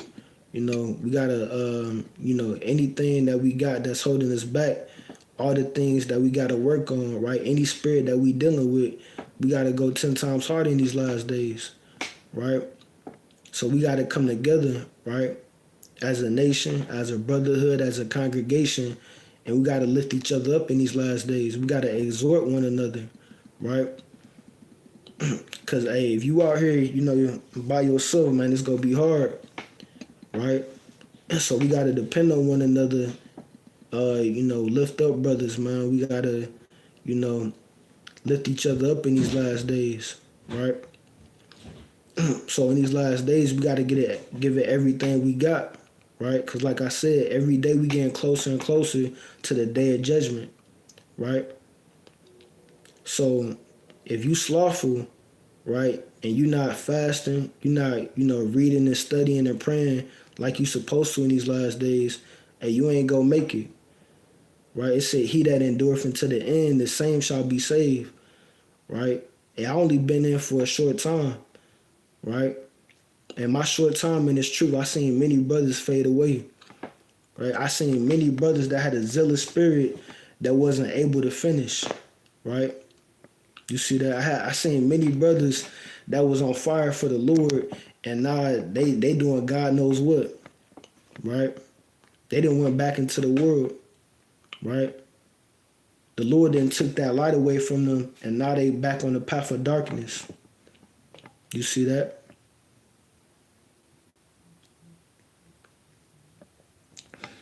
Somebody in the comments said, all praises to the Most High. Yes, I was known. Yes, I know what you mean. I'm walking alone. It's a little scary, but Yahweh will protect me. Hey, all praises.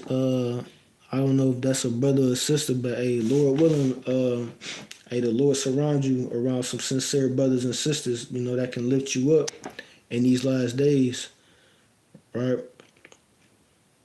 Hey, that scripture in Ecclesiastes, that's one of my favorite, Ecclesiastes 4:9. It said that two are better than one. I'm going to quote it, but it said two are better than one. For if the one fall, the other is there to lift up his fellow, right? So all praises, man. Lord willing, the Most High surround you around sincere, brothers and sisters in a congregation, that you can go and congregate with, right? So all praise to the Most High. I'm going to get this last one, and then I'm going to close it out.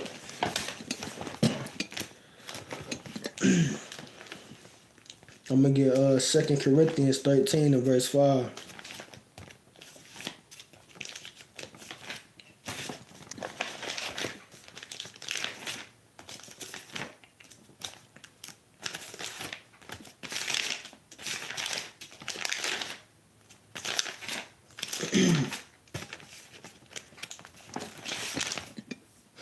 All right, this is the book of 2 Corinthians chapter 13, verse 5. It says, examine yourselves.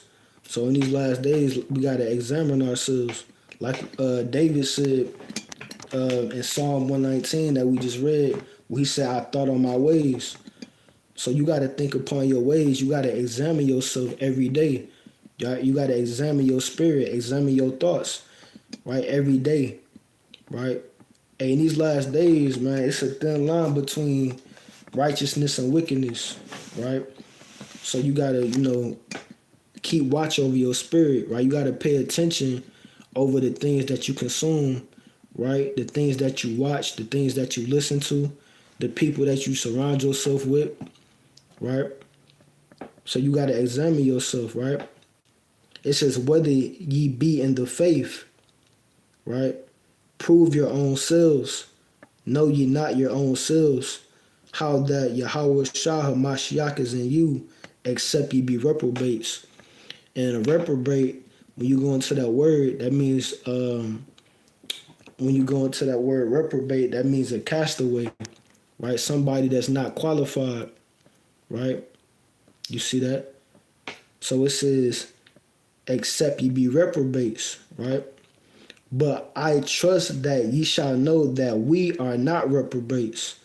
And that that's not talking about everybody. That's talking about the elect. That's talking about the 1/3. The elect and the 1/3, they not reprobates, right? They qualified to be in this truth, right? They the ones that the Lord chose, that small remnant, right, to keep enduring through these trials and tribulations, to overcome these spirits that attack us on a daily basis, right? It says, now I pray to God that ye do no evil, not that we should appear approved, but that we should do that which is honest, though we be as reprobates. For we can do nothing against the truth, but for the truth. For we are glad when we are weak and ye are strong. You see that? So it says, for we are glad when we are weak and we are strong. Right? You see that? So hey, look, that's why we gotta, stay focused and making sure that we operating in a righteous spirit. Cause don't do this just for yourself. You gotta do this for the next man, that's beside you, right? You gotta do this for the brothers and sisters that's in this walk with you. Right? Cause just think about it. You always gotta have that mindset like, damn, if I'm going off or if I'm down, how I'm gonna lift up my brother if I'm not in the right spirit, right? How I'm gonna exhort my brother if I'm going off and I'm not in the right spirit, right? Who gonna be there for my brother if my brother down on, going through trials and tribulations and he need me to lift him up, but I can't do it because I've been going off, right? I've been giving into temptation. I've been giving into lust, right? I've been fornicating. I've been being an idolater. I've been doing this and that, right? How I'm gonna pray for my brother? How I'm gonna lift up my brother if I'm going off, right? So you got to keep that mind state, right? You see that? Hey, that's a bad feeling, man. When your brother needs you, right? He needs you to pray for him. He needs you to fast with him, and you be like, damn, I can't even pray for this brother, man. I've been going the hell off. You see that? So that's why we always gotta operate in that righteous spirit, man. This is a daily battle, right? Every day we gonna go through trials and tribulations, right? Every day we gotta endure temptation, right? We gonna be tempted by different spirits. But we can't give in these last days. We got to cleanse our temple, right, every day, right? You see that? So you got to make sure that you strong so you can lift up your brother when he down and he weak. And he needs you to pray for him. He needs you to fast for him. You see that? So it says, for we are glad when we are weak and ye are strong, and this also we wish, even your perfection, right? So in these last days, we gotta strive to perfection, because remember, the Lord said, "Be ye therefore perfect, even as your Father in heaven, which is perfect," right? So in these last days, man, we gotta continue, to strive to perfection, right? We gotta continue to, use our bodies as a living sacrifice, right? And we got to continue to endure temptation, right? So, but with that, man, I'm going to close it up. Like I said, Salakia for starting this class late. I know we were supposed to start a little earlier, but we was having some technical difficulties, and we was unable to go into the Google Meet and go into the presentation. But through the spirit, man, the Most High, put it in my spirit to still hop on here and do this quick little live. It was a lot of other precepts I wanted to bring out, but for sake of time, I'm going to just do it another time because I'll be on here for another 2 hours. But we going to close it up, man. Lord willing, this lesson was edifying for the nation. And somebody in the comments said, what camp are you from? This is YAHAWAH'S camp. Yeah. So sister, if you watching this live, after this live go off, you can click on the channel and you can subscribe to the channel. But this is YAHAWAH'S camp. We in Raleigh, North Carolina. So after this video, you can subscribe to the channel. And I believe we got an email on our channel too if you want to hit us up if you got any questions.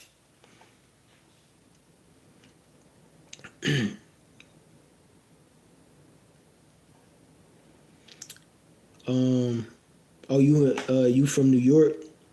Yeah, we got people out there in New York too. I don't know if you heard of them, but we got it's a congregation out there called the House of David, and it's other camps out and congregations out there too as well.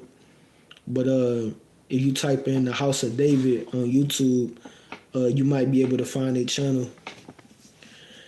But yeah, you can subscribe to the channel after this live. I'm not sure. I'm not sure. Like, I don't know the exact location. I know they're in New York though. I think they school is in if I'm not mistaken, I think it's in Brooklyn. But I'm not too sure. Yeah, you can look them up. The House of David camp on YouTube, and you can subscribe to their channel. But all praises, man. So again, like I said, just to give a quick review, we went over the origins of the Feast of Dedication. we went into the history about the Greek Empire and the Maccabees, and we went into the spiritual aspect behind cleansing the temple, right? But like I said, we wasn't able to bring out all the information due to some technical difficulties. But for everybody that's viewing on your free time, go into the history about all the things that we read in the book of Maccabees, right? So on your free time, look up the history about the Hasmonean dynasty. Look up the history about the Greco-Persian wars, the history about the wars of the Diadochi, and go into all that information, right? But like I said, I'm gonna close up. Again, I want to give all praises, honor, and glory to Yahweh by Hashem Yahweh Shah. Again, the water for everybody that was tuning in tonight for Yahweh's Camp Wars on Wednesday. Again, I'm your brother Yashawan. And for those that follow Yahweh's Camp, our Feast of Dedication starts December 15th at sundown. So this next upcoming Monday, we go start the Feast of Dedication. And for all the other camps and congregations out there, man, we hope y'all brothers have a beautiful Feast of Dedication. But Kwame Ashala to the nation of Israel, and Shalom.